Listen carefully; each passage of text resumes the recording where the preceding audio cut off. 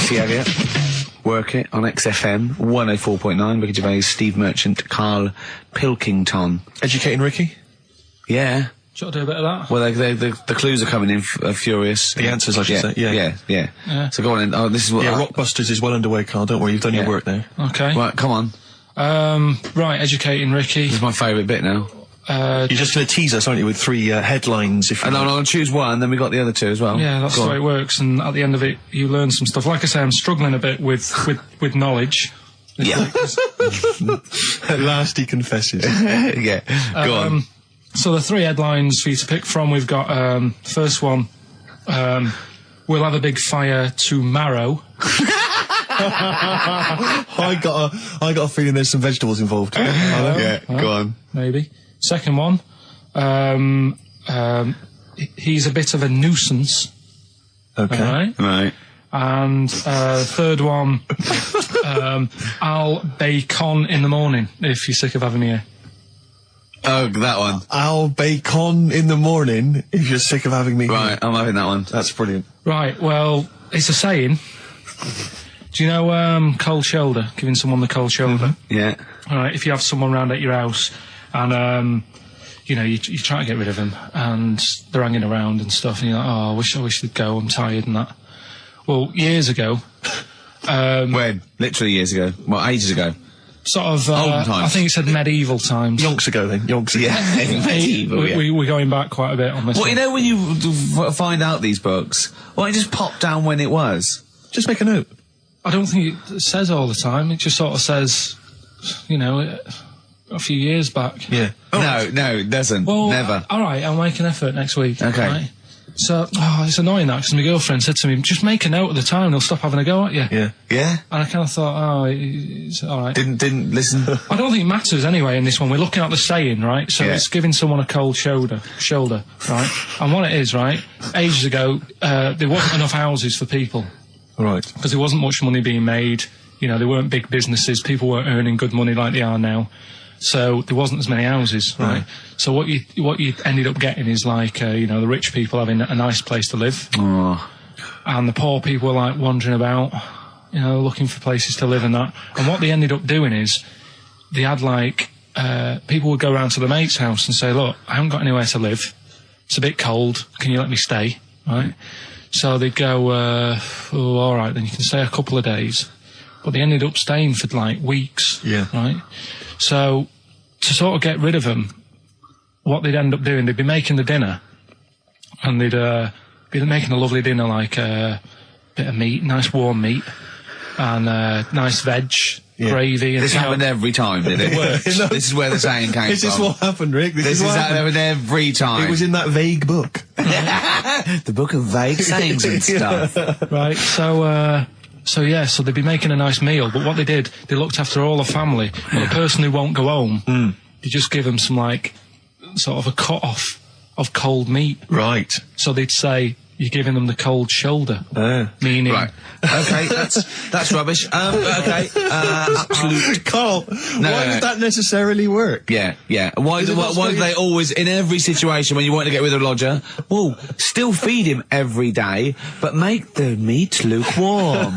So they always leave then. Yeah. Oh, this food's lukewarm. I'm going to become homeless and they again, go, wandering the hold streets. on, are you giving me the cold shoulder? Yes. Do you want me to leave? Yes, just say leaving. No, I like to do it cryptically. That way, in years to come, someone will have a little saying about it. Well, yeah, that was our bacon in the morning. If you've had enough of meat, we'll leave that. Well, Bacon in the morning! Oh, bacon in the morning if you've had enough of me! come back. What are the others? Just tease us again with the others. We'll come back to those. You've got, he's a bit of a nuisance, and we'll have a big fire tomorrow. Nice, looking forward to that.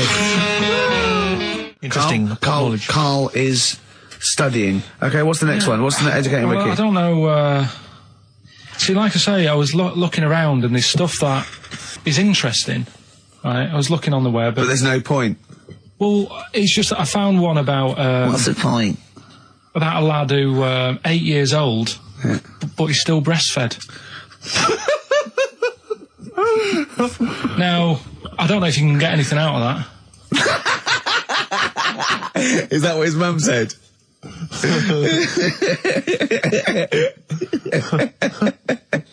So, What do you mean? I don't know if I can get anything out of that. You don't need to. no, it's just that, you know. Where did you read that? That was on the internet.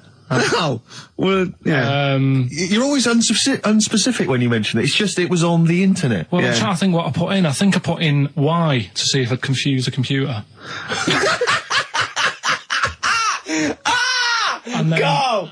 You are... no, I did, No, honestly. I did a search, put in Y, and it came up with funny things that, like, why is this person doing that? Why is that? And it had a picture of this 8-year-old lad, sort of, you know, on his mum's nipple. And it was saying, you know, is this healthy?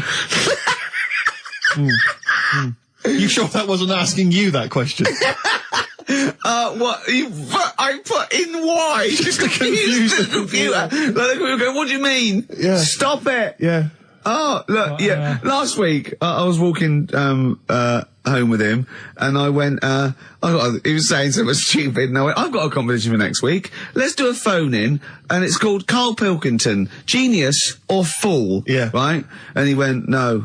I went, why not? He went, well, it'd be confusing, because they say there's no difference between genius and being a fool.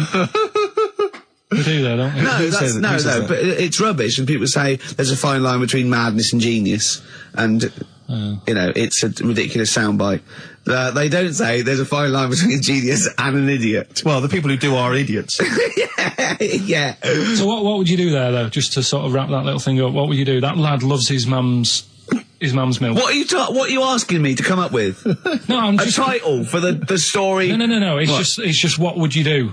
Right. What do you mean? What would I do? Well, it's causing a bit of a problem in the area, right? What area? In America, I think it was. Oh, America are a problem, are they? George Bush is worried about this kid who's breastfeeding at 8. Imagine it like this, right? Right. No, so Carl, what are you asking me about this spurious story you saw on the internet? I saw on the internet, there's an Yeah. 8-year-old lad, he likes his mum's milk, Yeah. and it's saying, is this right? Should it No, be it's going not. on? But what What do you want Ricky to do about it? It's not his responsibility. Yeah. No, but the little town that he lives in, they're all causing an uproar, right? Going, this isn't right, you know, I can't let my kid play out in case he's in the garden with his mum getting a bit hungry, right? So, Oh, God. what should they do? Because his mum's saying, well, he likes it, Yeah. and he, you know, so what do you do? I don't know the laws. No, but I'm not asking you to sort out the laws. I'm just saying, if you lived in that neighbourhood, what would you say? If you went up to him and said, look, everyone's getting a bit fed up with this, look. I'd say, what would I do? What do you mean, what would I do?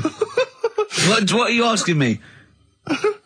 Right, it doesn't matter. No, what are you asking me? What are you asking me and Steve and the I'm public? just saying, say if you live next door to this woman, Yeah. right? The kid's hungry, 8 years old, he's out playing on his bike and he goes, Mum, I'm getting a bit peckish, and he goes, all right, son. She whops one out. And he starts having his milk, right? You live next door, you're putting your washing out, and you see this going on. You're getting a bit sick of it because it's gone on for months. 8 years, I assume. Why is it your business? Why are you such a nosy neighbour that you're concerned? What would you do, Carl? Let's turn it back on him. Yeah. What would you do? What's your solution? What would you do? Well, I thought I'd say, right, why are you doing this? And she'd say, because he likes it. And I go, all right then, put it in a bowl first. And you think that would sort that out? No, because I was thinking about the whole thing, right? And you do that when you're a baby, and everything's all right, innit? Yeah. No one bats an eyelid at a little baby having a bit of milk from its mum's breast, right? Yeah. You'd almost say it was natural. But you grow out of it. It's like you don't see. It got me thinking about things you don't see, and you don't see. Did you put this into a computer? Show me things you don't see. What else don't you see? Well, you don't see like an old man having a Twix. You never. Oh! So what?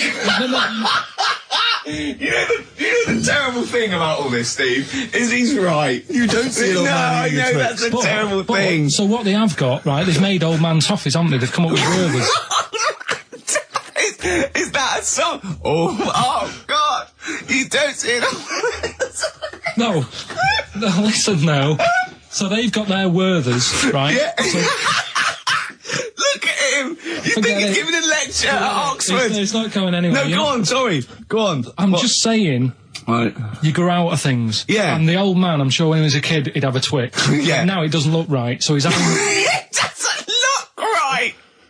So... Right. I don't think Werther's originals were specially designed for old people. I think they were sweets that just happened to have been made for years. That's why old people eat them. Yeah. They didn't go, hang on, there's a market here. I've noticed old people aren't eating Twixes. Quick, let's make some old man sweets. But the little advert, he gives it to his grandson as well, doesn't he? He goes, have a Werther's original. Oh, I think it cuts though before he throws it back in his face and goes, get me a Twix. And a damn curly-whirly, Grandad, you old fool. So, other things you don't see, Carl? Got any other ones, or you obviously been thinking about this? What confuses you? When you look out your window, what confuses you with the world? What do you walk around going, oh, that's a bit weird? I remember, when you were in, Edinburgh, you were confused because you saw someone putting a parking ticket on some rubbish. Which confused you? Yeah. That was weird. Yeah. The world's a crazy place, isn't it? I mean, whatever you look at, you can... Do you know what I mean? Like what? Like what? Oh, anything. I mean, you could look out the window there and you'll see something and you go, why are they doing that? Yeah. What are they doing that for? Yeah. I'll tell you this, maybe we should bring back White Van Carl. There's some interesting questions this week, Rick. Yeah. We could pull that out of the bag if you're interested. Shall we do that? Just, get, Carl's take on, the world's... Let's do it, views. let's do it. I'll tell you what, we'll do that in a second. Let's have another Educating Ricky, because I think you got sidetracked with your talk of... Well, just the other thing breastfeeding. on things you don't see. Look at the way when I went to school, there was 2 kids with them big heads. Now... You don't never see them. Sure. Yeah, but no one else saw them anyway, Carl. It was only you that saw 2 of them, not related, and wouldn't hang around with each other because you think they thought it would be too obvious. Webbed fingers and big heads. That's amazing. And there was a kid with a pigeon chest. So. Oh yeah, and the lady with the head like a bag of spuds. Let's not go through these again. It just that. raises too many questions that can't be answered. Yeah. Right then. So we've got we'll have a big fire tomorrow. Yeah, go on. Is that the one you want? Let's go for it. Right. I think this was like round the 1700s. Bluffing. And Just bluffing. Who was the king then? Don't know. Go on. But it's about the word bonfire, right? Bonfire. Bonfire. Yeah. Do you know where it comes from? No, go on. No. Right, what happened is it's got nothing to do with Guy Fawkes and that, which is what I thought when I saw it. It's got nothing to do with that. But ages ago, at 1700s, right, they didn't have enough houses, like I mentioned. Okay. Yeah. So if that happens, you get people living on the streets. You get diseases, people aren't cleaning properly. So you get more deaths. All right? Yeah. So think about it. You've got all these dead bodies lying around. They're running out of space because there's like, I don't know why they're running out of space, but they haven't got much. I don't know why really. I was going to say they should have just buried them, but there's probably more land back then than now.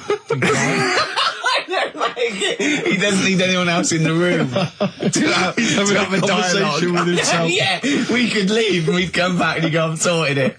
Yeah. But anyway, for some reason, They presumably, if it's going to be they burnt them, it's presumably to do that it also kills the parasite or whatever's carrying the parasite on them, as opposed to burying them and not killing the disease. well, yeah. So there you go, you've worked it out. They piled them up and they turned it into a celebration because there was a lot of fed up people at that time.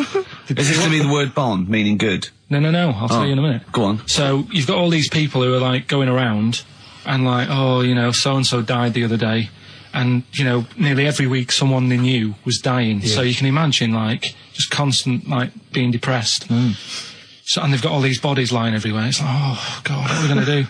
So they said, we're all too fed up at the moment. Said, let's make this a better world. This was 1701 by the time they got together. Yeah. So they said, what we need to do is have a big party. So they said, yeah, Good thinking. see what you're thinking. So they go, right, well, we'll put all the bodies in a big pile. And they're all diseased and that, so they set fire to the bodies. And they said, let's have this as a celebration to remember them by. And, you know, we'll have a drink and that and have a chat. We'll have this big fire going. And it came from Bonfire.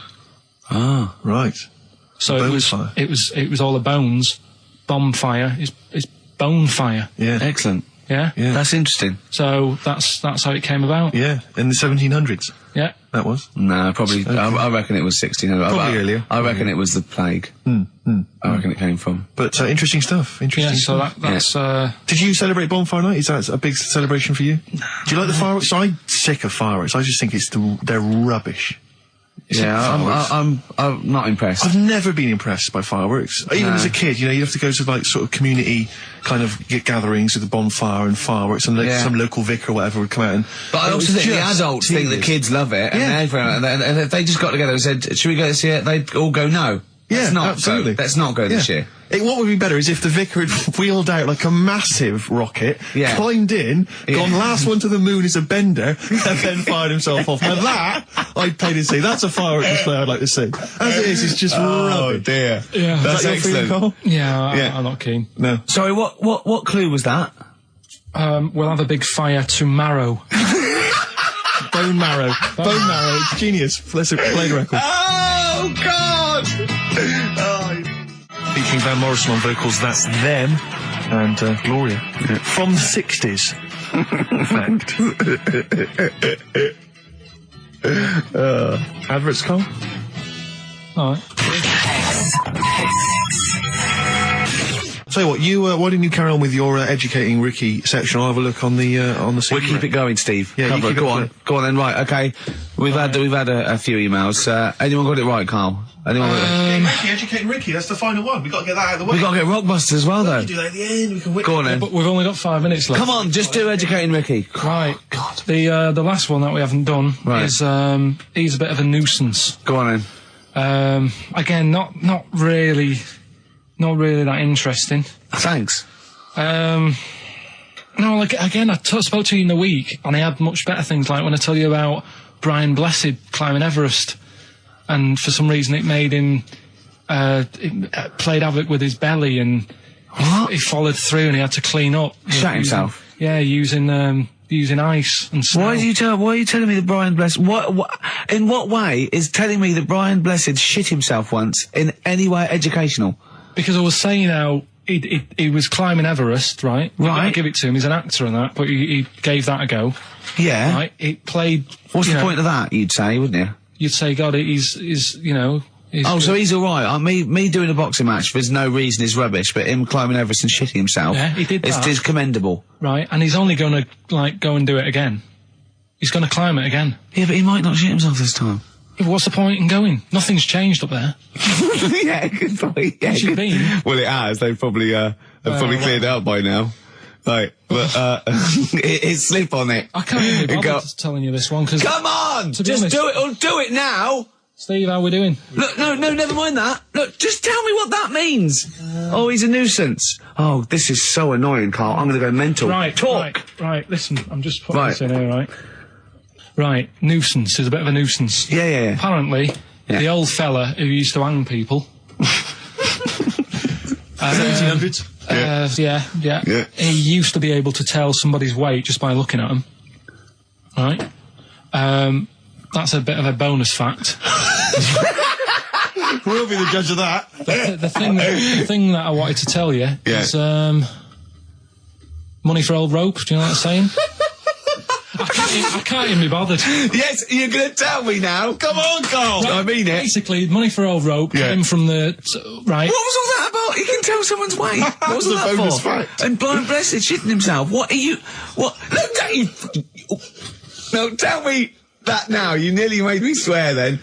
I'm getting really annoyed.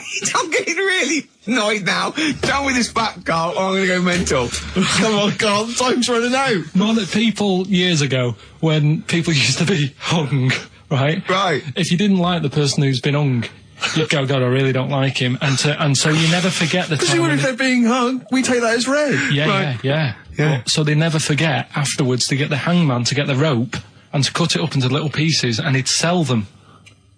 He'd sell the little pieces of rope to people. See, Carl, that's the most interesting thing, if it's true, that you've come up with. Right, okay. And so so they sell the rope?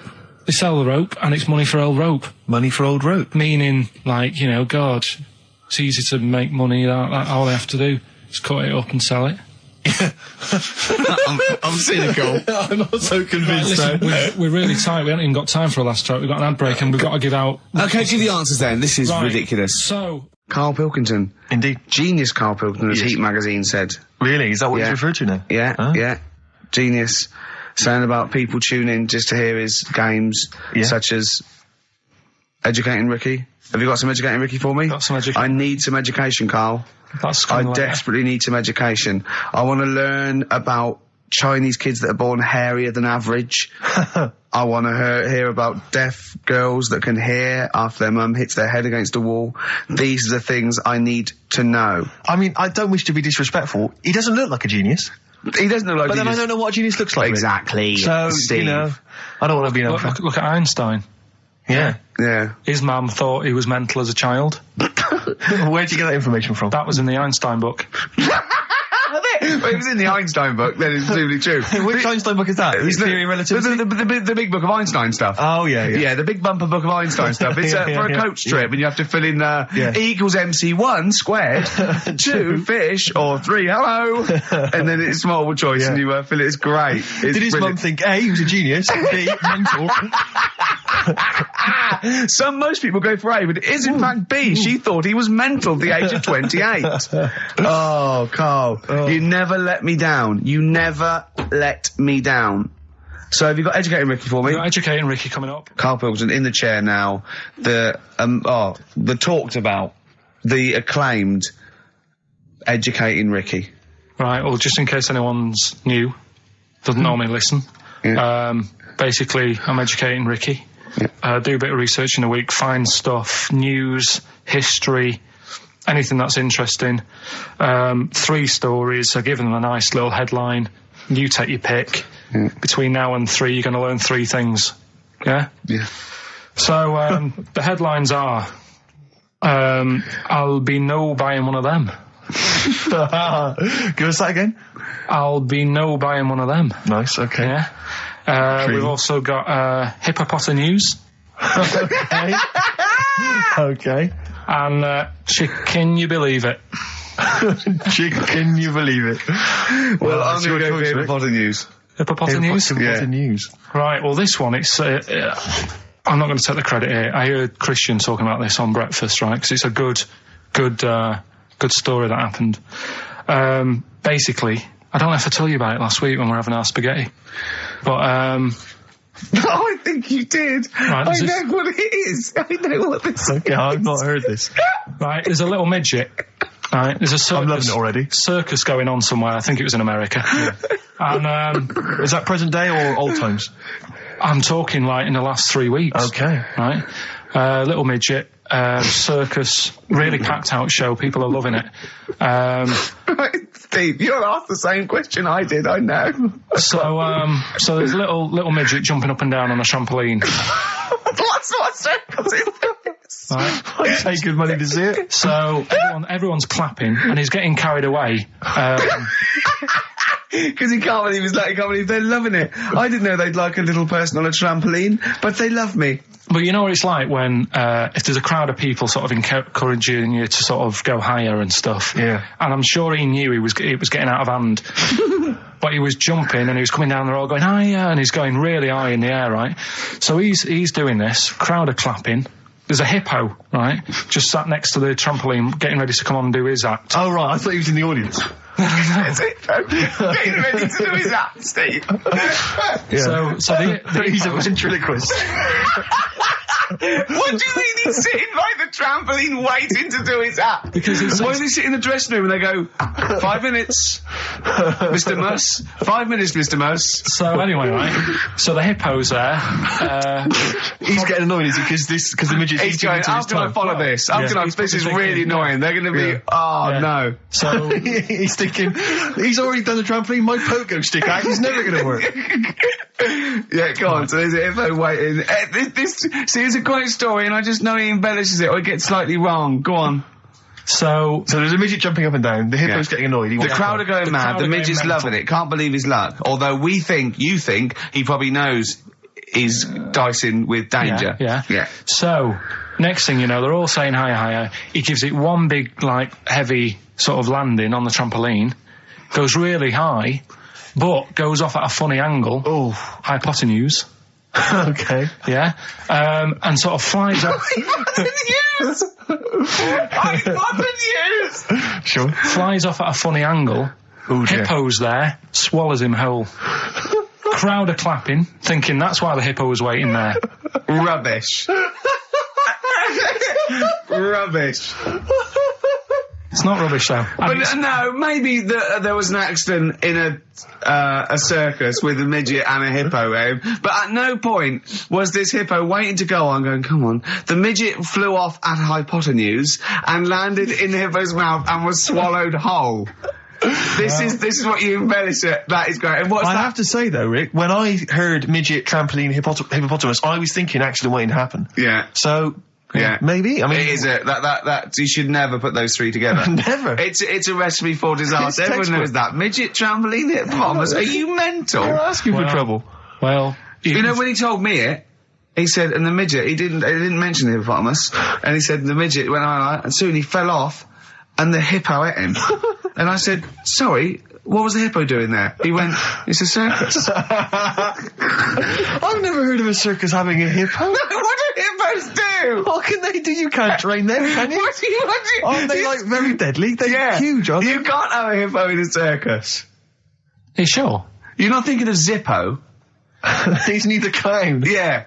And it wasn't some sort of where Zippo was eating a midget and it's some sort of horrible sexual act. No, it was definitely. I heard it on breakfast, right? Okay, sorry. No, it's definitely fact. Yeah, okay, right, truth. okay, good. Do you know a pelican? I read the other day that has to turn its head upside down to eat. Give us the clues. So, Rockbusters. Well, let me just explain. A bird has a gullet, an esophagus and a gullet. It's all in one thing. It hasn't got peristalsis, which is the movement that we have that can make food. So a bird can only rely on gravity. Yeah.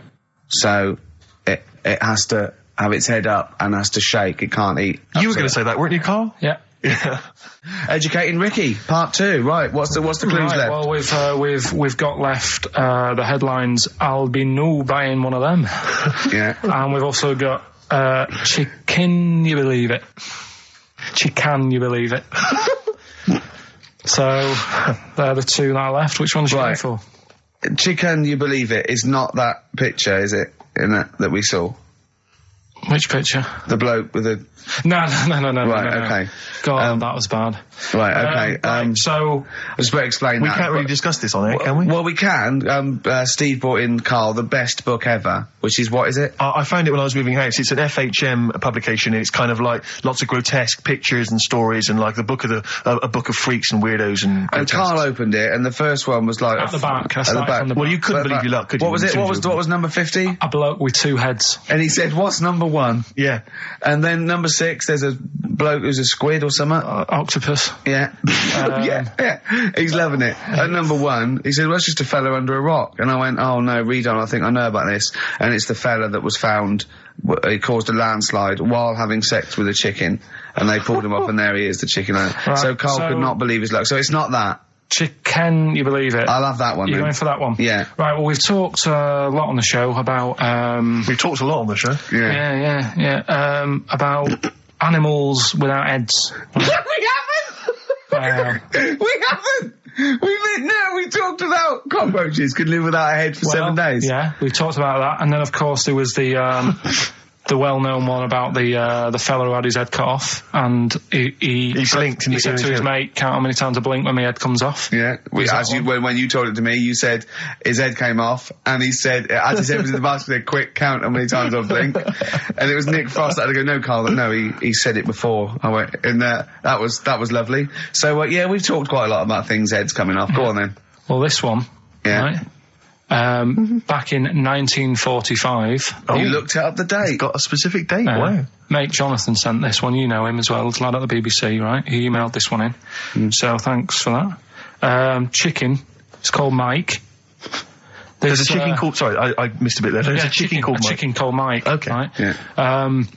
what happened was, it was living on a farm, right?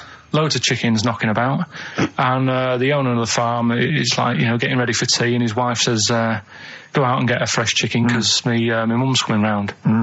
So he thinks, well, I want to get a good one in because I want to impress her. Cause back then, even then, they wanted to impress the mother-in-law and that. So they said, "All right, I'll just nip out and get one." So he sees Mike, chicken, running around. Is this during the war or after the war? 1945. I'd say that was after. No, it ended. Well, it ended in 1945. Yeah, September. Go on.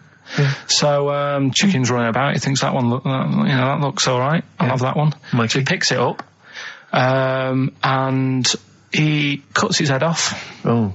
Puts it on the block, cuts its head off, runs about a bit, like they do. He thinks it'll stop in a minute. Keeps running about. And what's going on here? Right? He's now like chasing the chicken without an head. Yeah. He's saying it should die in a minute. Anyway, doesn't die. Chicken's walking around with no head. Lives for 18 months. Yeah. Chicken with no head. Yeah. What do you think of that? Well, I'll tell you, I've heard this story before, Rick, and the explanation, as I understand it, was that certain vital cords, spinal cords, weren't severed when the head came off.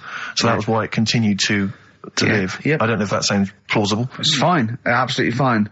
How did it take on protein and energy? The fella who owned it, he said, well, hang on a minute. He said, I could kill it now. But I've got a wonder chicken here. But he's thinking, it must really want to live. Sure. Right? If it survived that, I've got something here. Yeah. So what he does, he gets a little eye droplet thing that he used to use on it. Obviously not anymore, right? And he filled it with grain and water, and it had a big hole in its neck where its head used to be. And he incredibly. And he dropped. You know what? There's. I mean, that is possible. Then, if it, without infection, without infection, if he was taking on things, it is possible, right? Why? Why what? Why did he do it? How cruel is that? I mean, that was not cruel because the chicken obviously, He said if he thought it was a bit fed up, he would have killed it. He said, but it was running around quite happy. Well, it wasn't fed up at all because it had no brain. Well, what do you mean? Wow. I'm just saying what... It was nothing. It was just sinew and nerves and electrical impulses breaking down energies, right? That's all it was. It didn't have a brain. So it was... But I'm worried about the psychology of keeping a pet without a head. I'm worried more about what the farmer was thinking than the chicken. I tell you this, the question I'm asking is, was the mother-in-law impressed? I mean, that's why he set out. That's why he set out to shot Mike's head off. This is lovely, but it's just the head where you don't kill a chicken like that all at once. I thought we were having chicken for dinner. Come and look at this, running around the yard. Yeah. Oh dear. So there you go. You've learned something there. Yeah, I have learned something. Yeah. Yeah. So. One more. That farmer, I've learned that farmer was very strange indeed. There you go. I have to say, to be fair to Karl, I have a feeling like when I read it, the reason he kept it alive was as a novelty. He got charged people to come and see the incredible headless chicken called Mike. Right. So, here we are. That's great. So, tune, Steve? Educating Ricky, number 3. Final one. You've had hippopotamus. You had chicken, you believe it. And the last one is I'll be no buying one of them. I love that one. All right. Interesting one, this. I spent probably 3 days looking for this stuff. Right. And another one that I came across, right, and I was going to use. What a great life you've got. I was just, going on the internet and that, and I also, looking magazines, found a story about a bloke who, I don't know, he was messing about with a chainsaw and I don't know, he was messing about with a chainsaw. He was juggling a midget and, whilst taking his alligator for a walk, and, go on. And his arm, come off, right? Come off? What do you mean his arm come off? The chainsaw took it off. Yeah, so okay. It's like, Again, he's going, oh no. Oh. So, there's a picture of him on an exercise bike, sort of just with a little stump sort of balancing, but he's getting on with his life, he's happy and everything, everything's fine, he's not complaining, it's his own fault, he's got no one to blame, right? So anyway, he goes to the doctors, and the doctor says, I can do something there. So he goes, well, it's all right, I'm getting by all right, don't worry about it. And he goes, no, we've got an arm in, right? We can attach that a real arm from someone who's, I think, they'd passed away or lost an arm or something. And they lost an arm and didn't want it back. Yeah, he went, I'll have it. Are you using that? Yeah. No, because I know someone. Because I know a bloke, actually. Yeah. Well, can't you just put this one back on? Wow, it's first come, first serve, really. I was just building a bionic man. We've replaced one arm with a robot's arm, so we got a spare one. So the doctor's going, let me put it on. He's like, well, all right then. So ungrateful bastard. So he does the operation. Right? Everything's fine. He's loving it. He's happy again because he said he can brush his teeth. Right. Okay. If this is going to be he's something loving like it again because now he can brush his teeth. Right. If this is going to be, and it was a leg. Or it was a chimp's arm, or it was the arm of a killer. It was 2 left arms, right? I'm going to kill you. Oh, let's leave it then. What is it? What's the answer? No, it's not that. I'm just. What is? Okay, right. So he says, "Go on and do it." So he sews it on, and like I said, he's happy. He's brushing his teeth. He can have a pint in the pub. He's lifting a pint with it. All his mates are happy for him. It goes on for about 2 years. Everything's fine. Then it all starts going flaky. Oh, I knew it would. Was it made of chocolate? All right. So it all goes all like gammy, and then for some reason, the arm starts going gammy. It goes gammy, and it gets longer. Of course it does. So there's a picture of him, right, stood in the magazine. He's stood there with his arms by his side.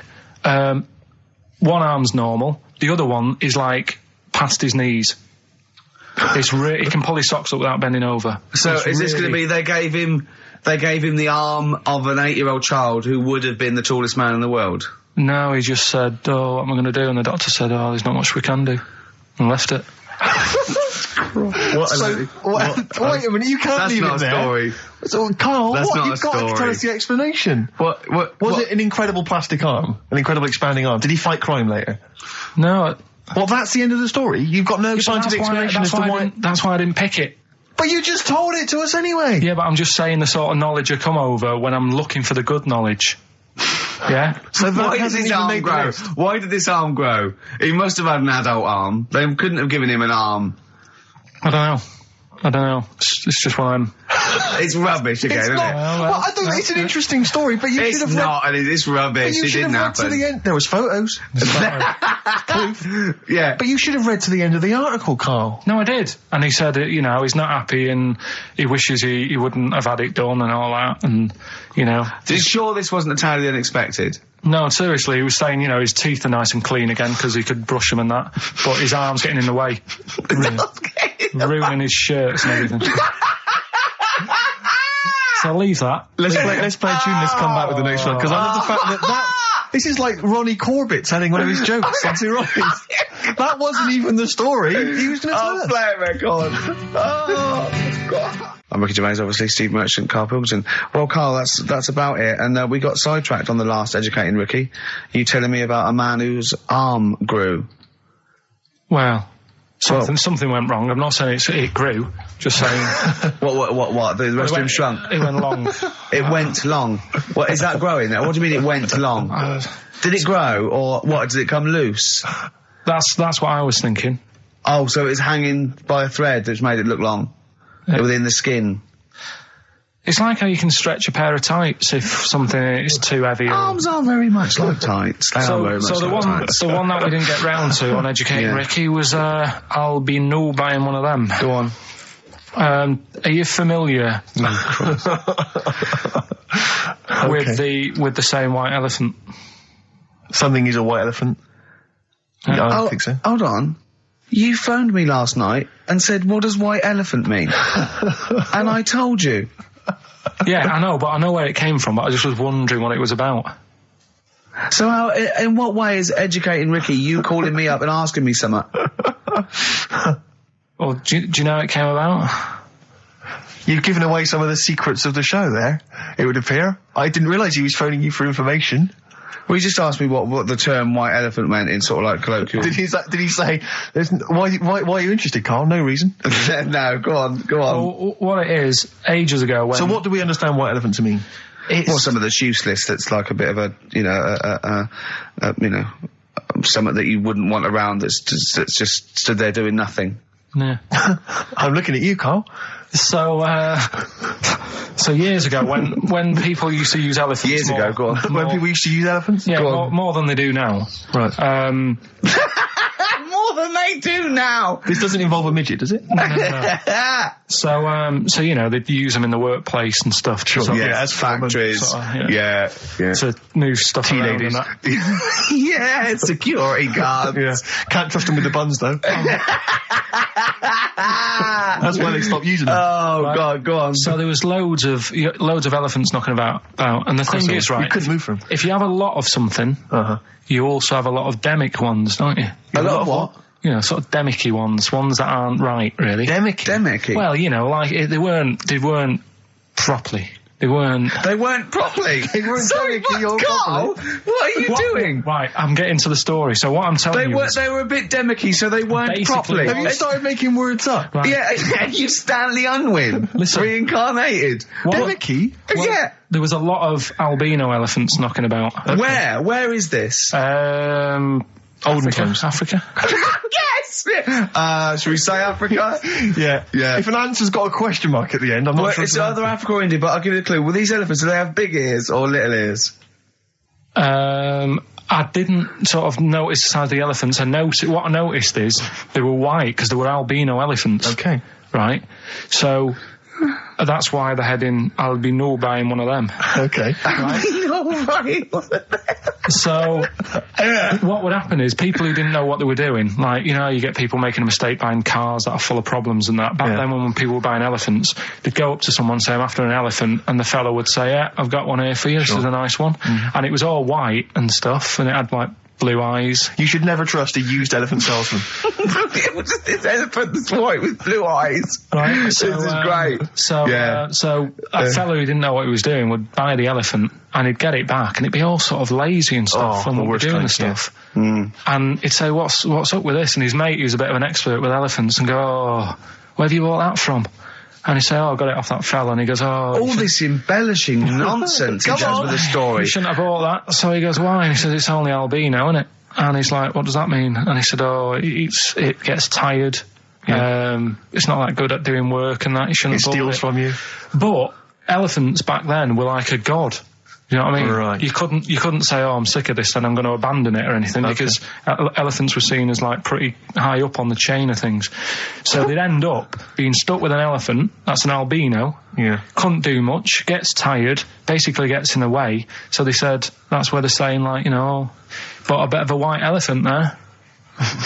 What do you reckon, Rick? I feel like I haven't been educated. I feel like I've lost something. So at that time in my life I could never get back. I feel like I've sort of been soiled and I don't know where to start. I'm angry. Do you know what I mean? I'm angry. Sure, yeah, I can see that. And all that rubbish around. Look at his little face. Well, what was all that shit about a second-hand elephant salesman and his mate knew about elephants? What is it? What are they had blue eyes. What are you? Well, albinos have red eyes for a start. Oh, that's it. We've run out of time. Oh, what? What are you going to do about this next week? Are you going to actually do some educating next week? And what about Rockbusters? Are you going to make the clues proper cryptic clues? Well, that's the teaser, isn't it? That's what we'll leave them with. Will it be any good next week? Tune in and find out on XFM 104.9. Oh, I need some learning. I need some knowledge, Carl. Educate me. Might be able to help you. Go on. We've got three things, as always. I'll give them a little heading to tease you as to which one you want to learn first. Yeah. First one is the tip included? Is the tip included? Like it. Second one, I want to come here in hindsight. Right. I wouldn't have come here in hindsight? Yeah. Okay. And the third one, am I going to have to thump you? We're going to have to thump you. Okay, and you've trawled, the internet? So if I can get into the mindset of this plan, is the tip included? Well, obviously, that's probably not going to be about a weight. It's going to be if that's someone losing the end of his knob, I assume. Am I going to have to thump you? That's a man who lost his arm in a fight, but then picked it up with the other arm and smacked him with it. What was the middle one? I want to come here in hindsight. Hindsight. Hindsight? It's someone was blinded by baked beans. Sure. So what are you going for then? I think I better go for, am I gonna have to thump you? Right, well, this isn't... I've been struggling again, to be honest with you. Searching high and low for stuff, and some of these I had to leave till this morning. Right, because there's just not enough knowledge out in the world, is there, that you don't know about? I found out about something in the week about a guy who was playing tug-of-war. This is bonus material, isn't it? He was playing tug-of-war. Oh, his arm came off. Only his arm come off. Yeah, he got caught up in the rope, yeah. No, he didn't. He didn't get caught up in the rope. He just was trying that hard and didn't want to lose. He kept holding it. But he allowed his arm to be pulled off? He really wanted to win. And the other team pulled it and his arm come off. No. Well... I don't know who to believe. Well, think about it. If he's gripping... Yeah. As soon as there's tension, like the arm coming out of the socket, the hand might release.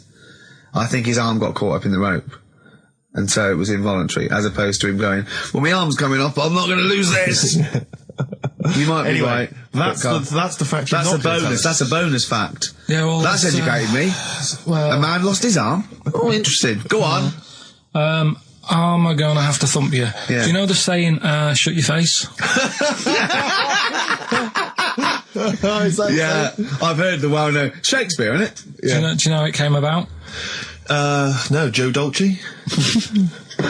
No, go on. It's ages ago. Oh yeah, literally. Like knights who wore armour. Okay. That's armour going after thump you. That's how it came about. Okay, armour.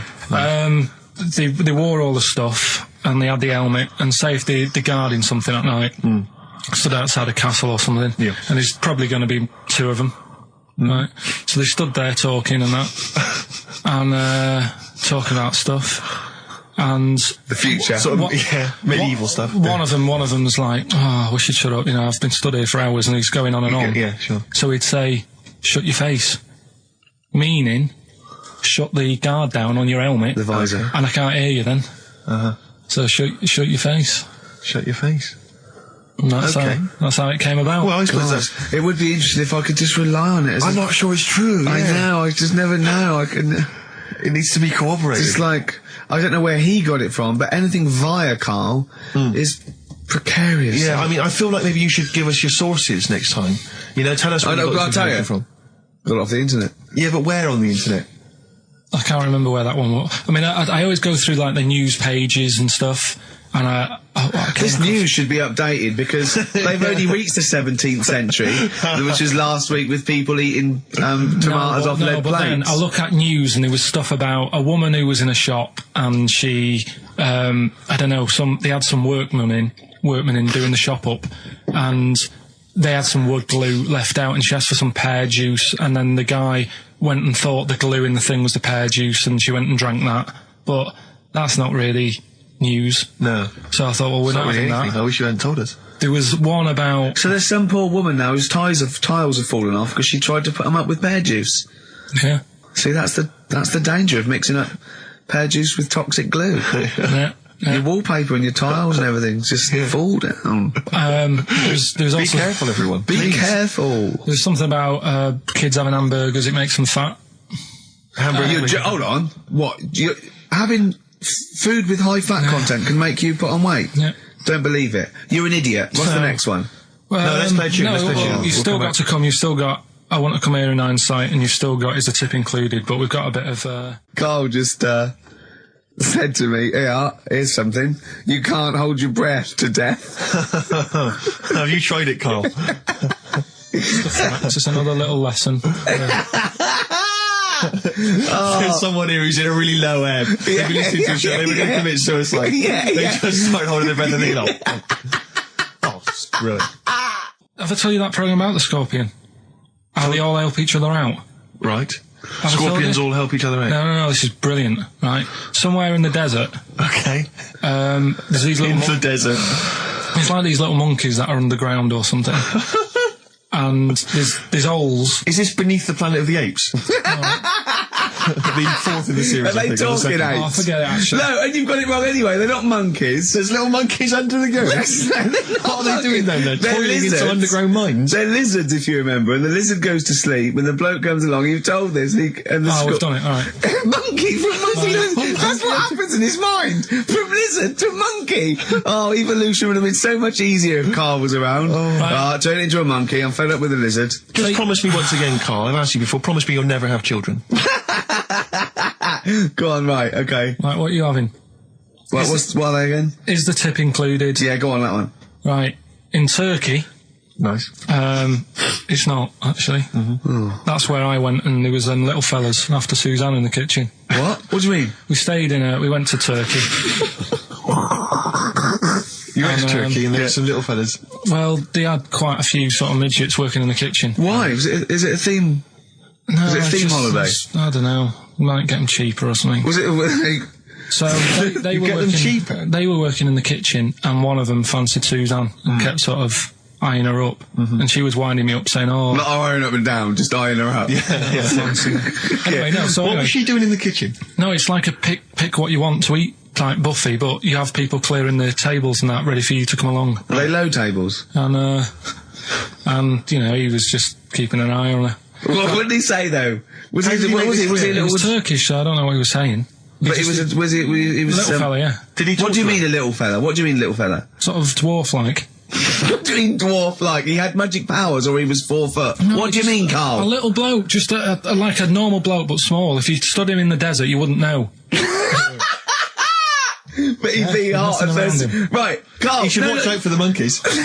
Yeah, underground. There's underground monkeys Look, are you can't just say there was a little midget fella who was eyeing up my girlfriend and then leave it. What do you mean? What was happening? This is a story to us. This is much more interesting to us than, and she was deaf, right, and she hit her head. That's much more I don't interesting. understand how it manifested itself. Did he come over and say something? No, do you know when it's like girls know, don't they? When someone fancies them. What do you mean there was lots of them as well? Do then? they? That's worth knowing. Listen, right, come on, right. So you went to this holiday, yeah? Yeah, And you went into the dining room or something? Yeah, downstairs. And you looked over. You thought, this is all, there's no one serving. Yeah, and they go, Wait a minute. hold on, you looked down and there was a little waiter. There was loads of them running around busy. Why though? Why did Because they it get was the... summer. What do you mean? Because it was There was loads of summer. them. They had more of them They on. come out in summer. They come out in summer. What do you mean they had more? What do you mean? Because it's busy, isn't it? no, but they hibernate in the Why winter. were they all midgets? I don't know, maybe it doesn't heat stunt your growth or something. No! Well, they just happened to, maybe it was a thing that they did for tourists or something, I don't know. I just got on with my meal. It was a holiday, do you know what I mean? God. Right, So it's a midget serving. I'm not going to ask any questions. Right, okay, yeah. So they're all little fellas running around, and this one always was like, you know, oh, do you want a new serviette? You know what I mean? Going out of his way to sort of... for turning on the charm. Yeah, he was going out of his way. The others weren't. Right. I think what was happening is he'd been working with Santa all the winter. Yeah. This is sort of little summer break. This one He was hadn't seen your a girl. waiter, and so he was being polite to you. Maybe. But what did Suzanne say then? Well, she was using it to wind me up. What was she saying? Oh, he's... Oh, just like, you know, look. He may be small, but he's Well, built like a... Yeah, he's all man. so... Were you jealous of a midget then? You were jealous of him? It is a bit annoying, isn't it? Why? It wouldn't bother me as much now, because I've been with her for ages. Right. But at the time, that might have been one of our first holidays, and it's like, you don't know, want to be what's going on? I've paid for this holiday. Yeah. And then you get off with a midget. Yeah. Oh. So anyway, But it doesn't matter because you got chatted up by a bearded lady. So. yeah. tell you what, no, that's got nothing to do with that. What were you going to say? Right, What were you going to I say? was going to say the hotel was half board, and maybe. Oh, right. I thought you were going to say it's just one of her shortcomings. So listen, right? Play a record. Right. Badly drawn boy, born again. Right, just get this educating Ricky out of the way. So, Turkey, yeah. So what is this again? This is educating Ricky, is the tip included. Right. Apparently a fellow was on holiday in Turkey. He's just having a normal holiday, weather's good, you know, he's having a good time. Wait, is there all normal height? Yeah. He's having his meal. He hears a load of screaming going on in the kitchen. Hold on. Has his girlfriend wandered in there? And they do, with a stepladder. The circumcised people in the kitchen, and apparently... What are you talking about? Whoa, slow down. We were sidetracked there for a minute. What are you talking about? Well, I'm excited about two things at once here. One, they circumcised people in the kitchen. Two, I guessed it was someone losing the end of their knob. You did, yeah. I started thinking like Karl Pilkington. Extraordinary. That is amazing. Apparently it was going on. It wasn't just a one-off either. Well, when I say a one-off, I mean they did it more than once. Yeah. Right? And there was... it was there for a week, and apparently the first night it was quiet, and then the rest of the week, every day, it'd be like having his breakfast, or even his lunch, or even his tea. Yeah. Right? He'd be doing it all day. Oh. You'd be hearing lunch screams. and breakfast, fair enough, really. Yeah, circumcision at tea time. Don't do that. And apparently it's a tradition over there. You can't even make a complaint about it. It's like, well, you should have found out before you come over. See, I can't believe this is true. Sorry, I'm a little bit lost. He was in a restaurant, in a hotel, and there were people having circumcisions in the kitchen. Yeah. Is that right? I'm even worried that we're bordering on the racist here, suggesting that is tradition, that Turkish people cut the end of their cocks off in the kitchen. Yeah. At meal times. I think you're wrong, Karl. This just sounds ludicrous, Karl. No, I don't think it happens everywhere. Right. I think this Just in this hotel. certain places. Certain hotels. Certain hotels. What, is it like 2-star? Yeah. Why did he go to the Foreskin Inn? It was his own fault, wasn't it? So that's... Sorry, that's it, is it? Have they closed? Wait. That's the story. You educated me, right? Once a fella saw some Turkish people cutting the tip of their knob off in the kitchen. Thanks very much. Thanks very much, Karl. Got any more? Well, there's things you can learn from it. Either don't go to Turkey. No! Don't have calamari when you're over there.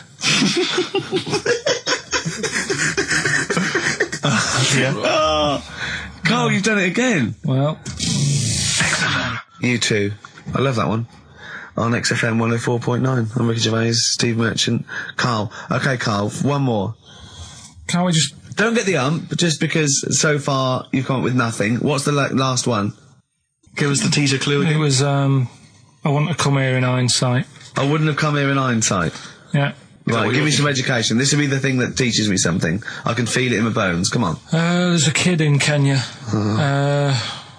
He was messing about with some beans. Magic. We guessed that as well. You did, yeah. He's fed up because we've guessed his puns, I think. He put one of them in his ear. Yeah. The mum or the dad said, what have you done that for, or whatever. Yeah. So I'll have to take you to the doctors now. So they took the kid to the doctors, and the doctor said, he said, I can get that out, I can sort that out for you. So, he took it out, and the doctor said, right, that's £3.50. And the dad said, I've only got £2.70 on me. And the doctor said, right, well, and he put the bean back in his kid's ear.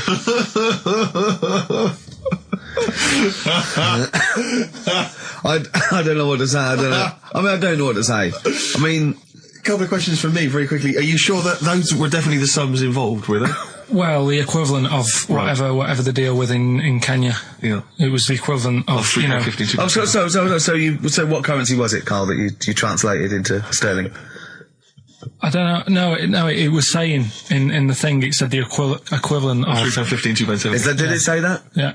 So did it say that? Yeah. Karl, look at me. Did it say that? Yeah, it said that was the Did it say that? Yeah. Yeah, it did. It definitely said that. Definitely. Yeah. So it's just like, I suppose, I don't know, I mean, all these things, the idea is it's not like a lesson, it's like, I'll tell you this, see what you can get from it. Sure. So you look at what I've told you already, the knights who said shut your face, that's amazing. That explains itself. Yeah. Turkey with the circumcisions in a restaurant. Yeah. That'll hold me in good stead, yeah, go on. Don't go there, whatever. This one, if you're in Kenya, don't put beans in your ears or something. Doctors or carry £3.50 or the equivalent of. It's just the idea that the doctor put it back in his ear. He forced it back in his ear. So is it still there to this day? I mean, is there any update on that stuff? Or does he go back with the £3.50? I presume he either went and got a second opinion, see if he could get it cheaper. Right. Or another doctor. Yeah. Or he said, right, I'll come back next week after I've been paid. Or he saw how the doctor did it and thought, well, I'll have a go at that. Sure. I'll get home. Yeah, for free. But he never said how it ended. No. But, I mean, I apologise for this week, 'cause I mean, I haven't got that much out of it. You're not being enriched. It was very, very light. Like I say, there was the tug of war. There was a fella in Scotland who had a load of tattoos.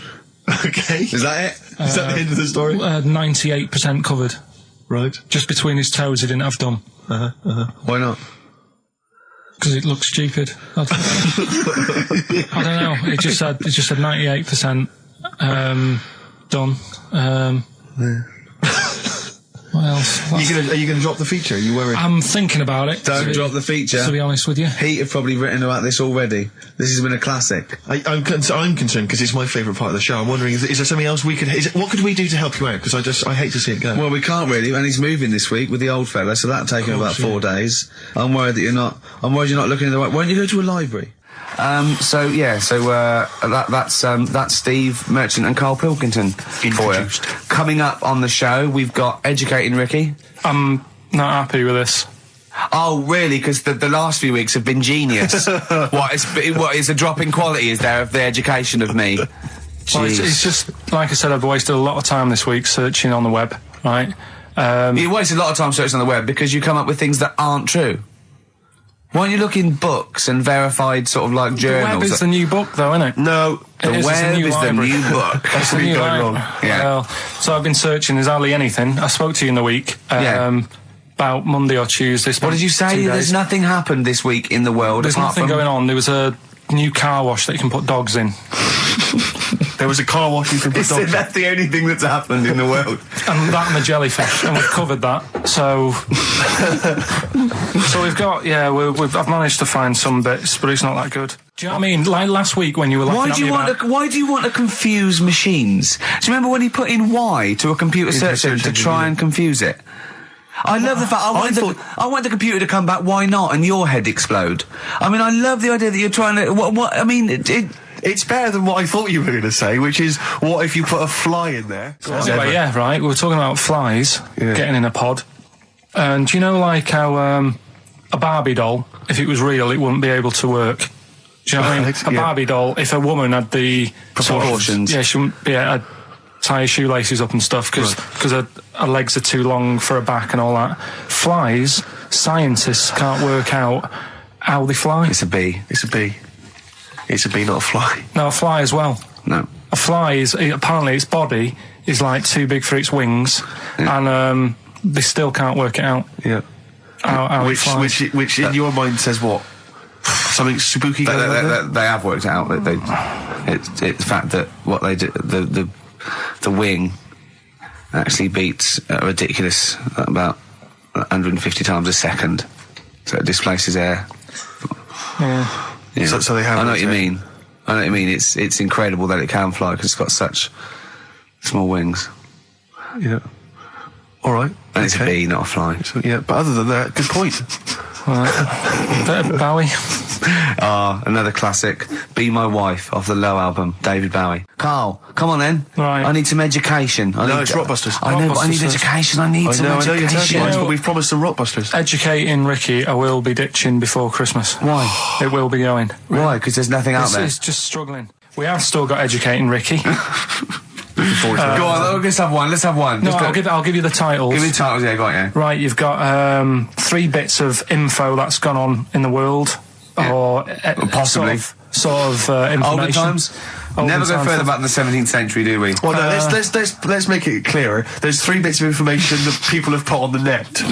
Whether or not they're true, different issue. And that he still gets it a little bit wrong in translation, and sort of adds bits to it. Yeah, go on. So we've got... I love it when he plays out those historical dialogues. It's like the 15th century where he goes, so anyway, a bloke says to himself, I'll tell you what I'll do. So the horse isn't happy. Yeah, go on. Right, so the 3 that you've got to pick from, you've got get your kit on, we're off down the butchers. Let's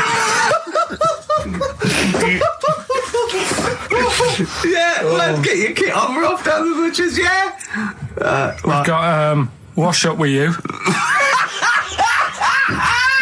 Wash Up With You. Wash Up With You! Ah! Yeah! And the last one I couldn't really think of a good title for, so it's just, why don't they just get a diary or some paper or something?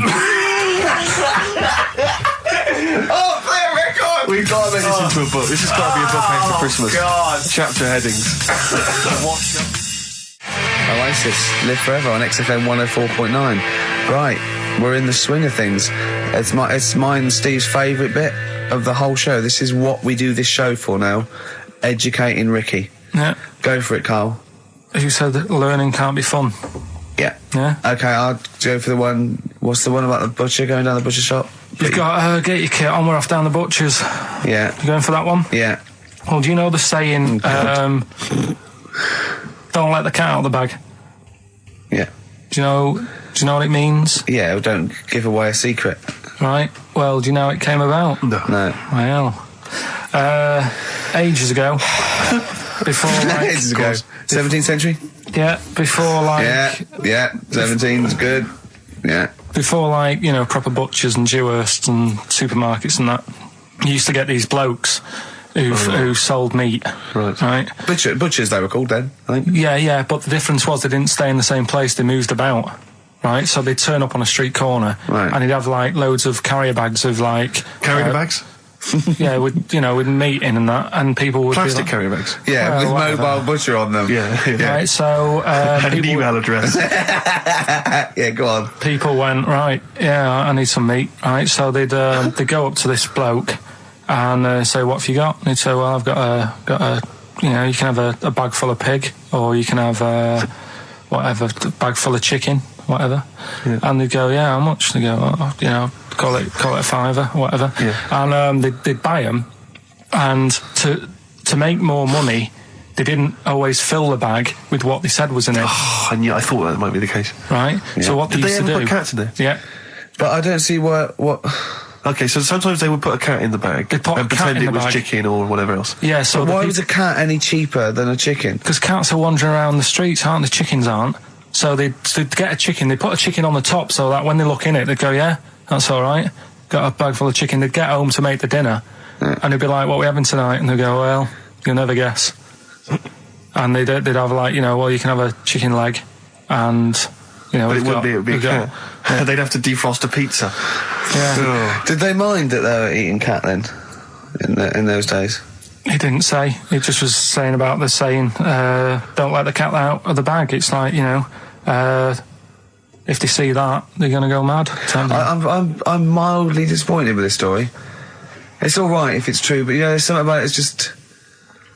I want to know more. He always leaves it... Is it Carl doesn't quench your thirst for knowledge, he creates more. I don't know if that's a good thing or not.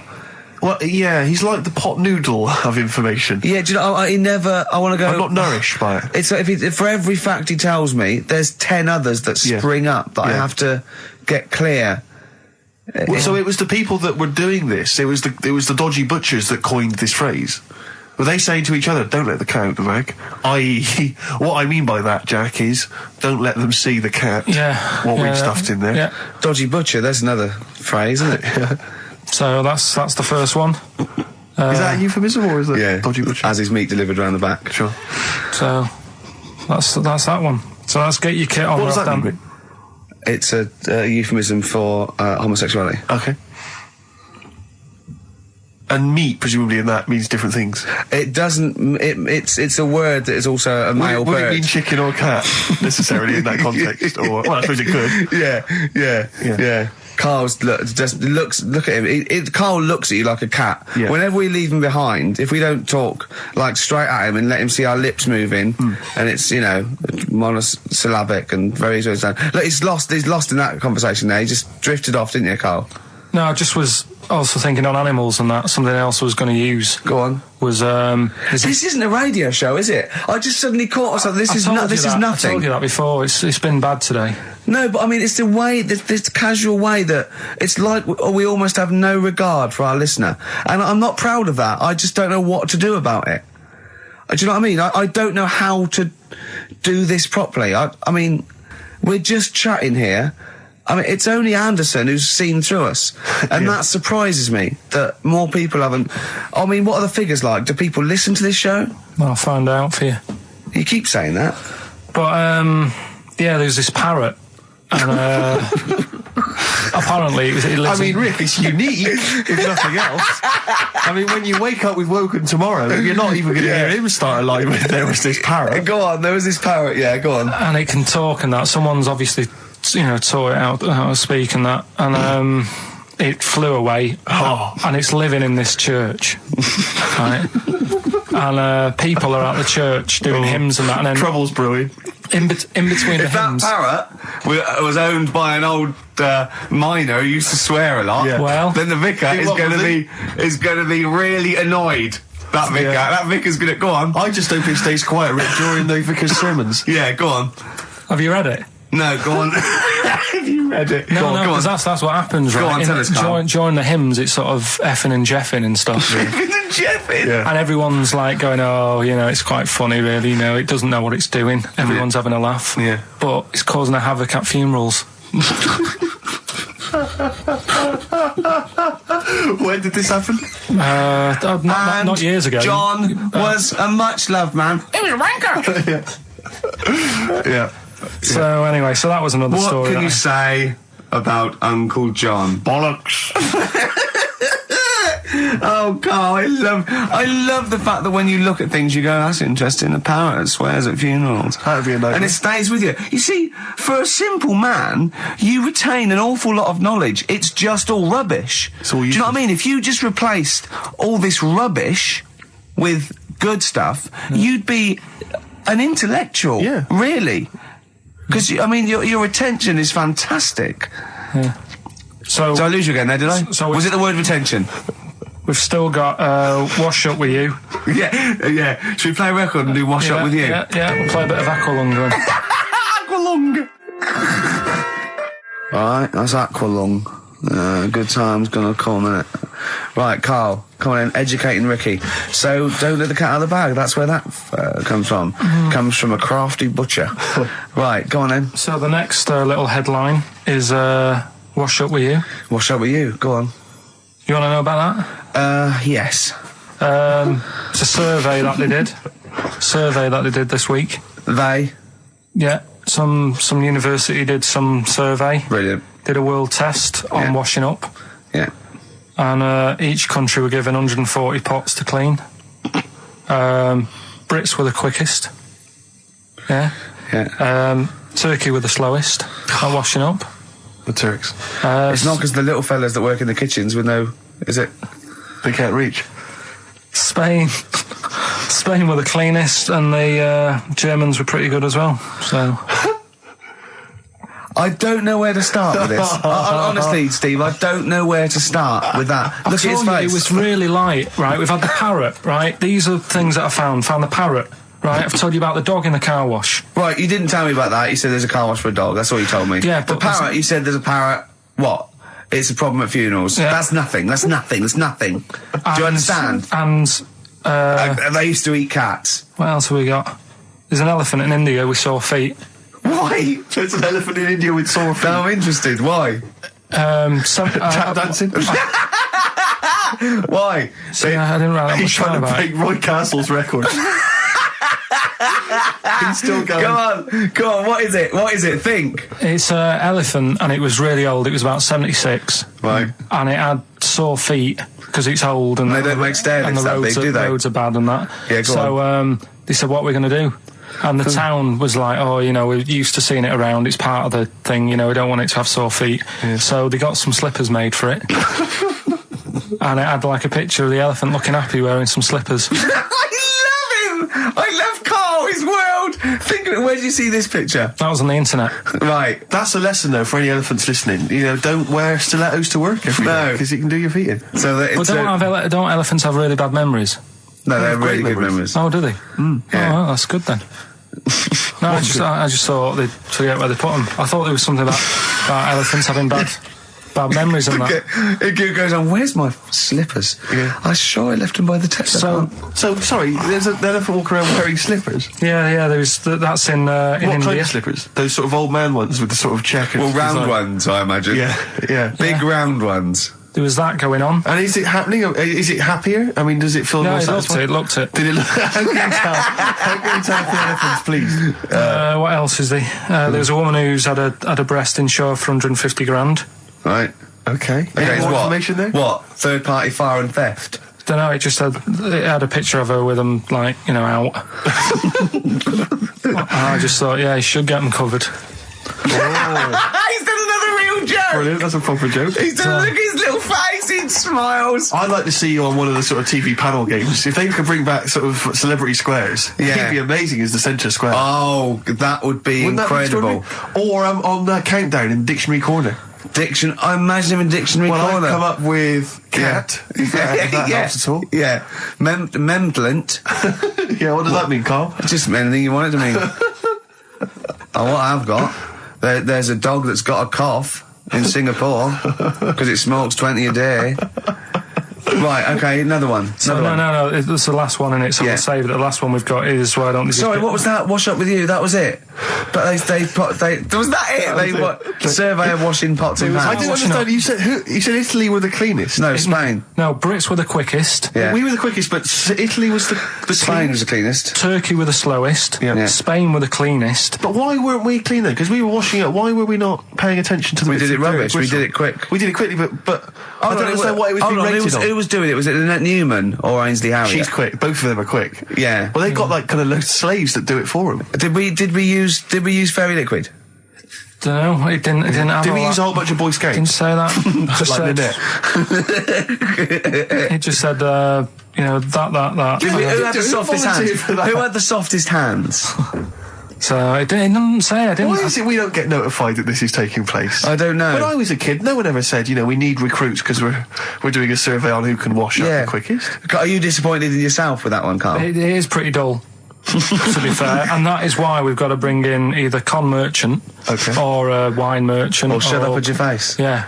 Would you be able to, if I put you on the spot in the next, sort of after the next record, would you be able to give an example of how con merchant would work? I mean, is there something you could do just to sort of experiment? Should we play a record? I can do better than that. What? Ads. Go on. Travis on XFM 104.9 on Ricky Gervais with me, Steve Merchant and Karl Pilkington. We're doing Educating Ricky. Right, final one. Come on, Carl. Right, what was it? It was, why don't they just get a diary or some paper or something to write on? Yeah.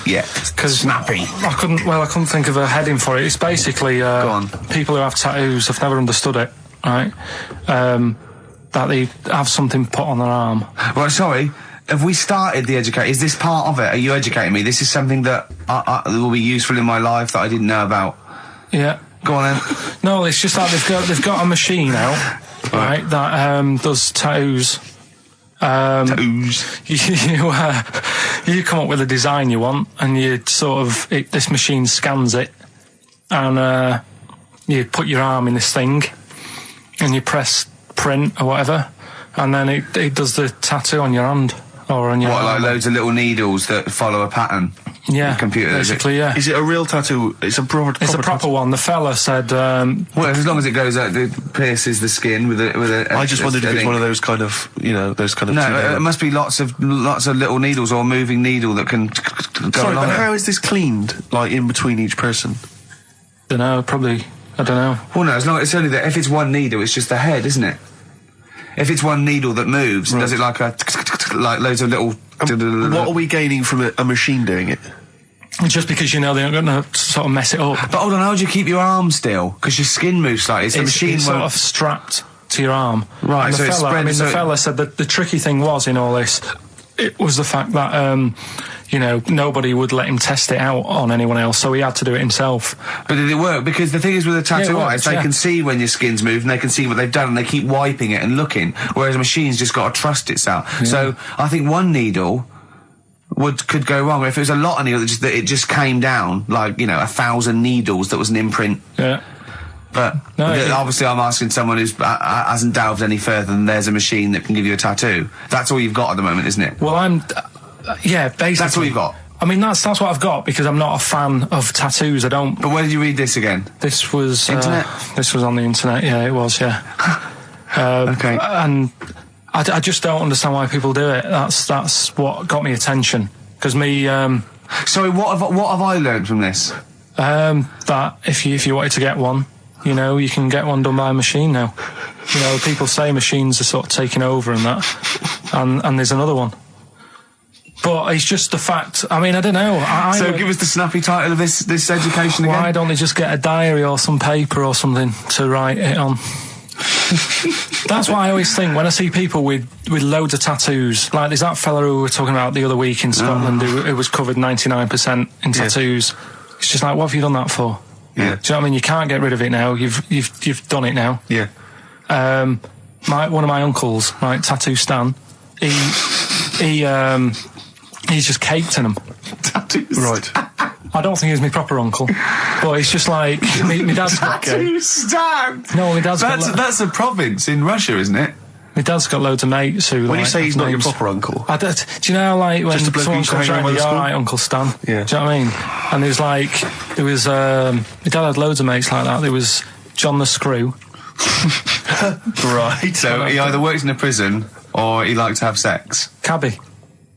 Cab driver. Okay. There was Jimmy the Hat. I don't know why he Jimmy did. the Hat. Yeah. And did he wear a hat? No. No. There was Fred the Veg. You sure he wasn't a relative? Sorry. Fred the Veg used to get us like big bags of potatoes and that. Fred Veg, okay. And there was Tattoo Stan.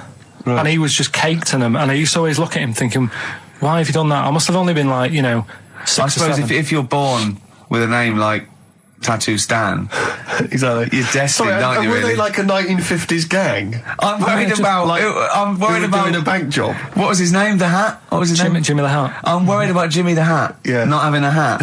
I don't understand it. Are you sure he didn't have a hat? Not when I met him. Did he ever wear a hat? I didn't see him that much. Do you think it was a joke, like, when your mate's sort of like, 8 foot and huge, you call him Little John or Tiny? Do you think? Well, the fact that he never wore a hat. They went, hold on, I've noticed something about Jim. Go on. No hat. And I go, oh, true, let's call him Jim the Hat. Jimmy the Hat, yeah. But my Uncle Stan, he had like loads of them. He did them himself. Oh dear! And it was always that thing. God. What was it? Things like he had like the cross cut here, made in Britain. And if you're going to do them yourself, I'd say at least make sure you're sort of a good drawer. Yeah, and don't do it in the mirror so it comes out backwards. Well, that was the other thing. But like, I remember he did. Names are all right. He had like all his kids' names down his arm. Right. What are they called? Yeah. Oh, God, it's Tattoo Stan Jr. Yeah. And Paul shits the bed. I'm trying to. Oh, Wobby Kate. Yeah. But he had Frankie never amounts to anything. Oh God! So he had like Johnny, I don't think he's mine. So he did all this. I don't even know why I'm telling you about tattoos. No, nor do I, Carl. Hey, to be honest, Carl. So yeah, okay. Any other nicknames your friends of your family had? What was your nickname, Carl? Just Pilky, really. Because for a minute I thought Karl the Veg would have made a lot of sense. Yeah, Carl the Veg. And why has your dad got a little tattoo, dopey twat, on his arm? Right, we'll do the answers to Rockbusters next, yeah? Brilliant. Can I just interrupt you guys, because we've just had an email here. I hate to query you, Carl, and your educating Ricky section, because I know you put a lot. Don't read this, let me just read it for you. Just had an email here from Olivia, and this has also been corroborated by someone else, I forget who it was. She just tuned in, and she just heard you explaining the expression letting the cat out of the bag. Sure. It was all to do with cats that were put in bags by dodgy butchers, possibly the 17th century, we're not too sure. Anyway, she claims, let me see, she says she uses both the words twaddle and crap in relation to your definition. She says letting the cat out of the bag is an old shipping expression from when sailors used to get flogged for their misdemeanours.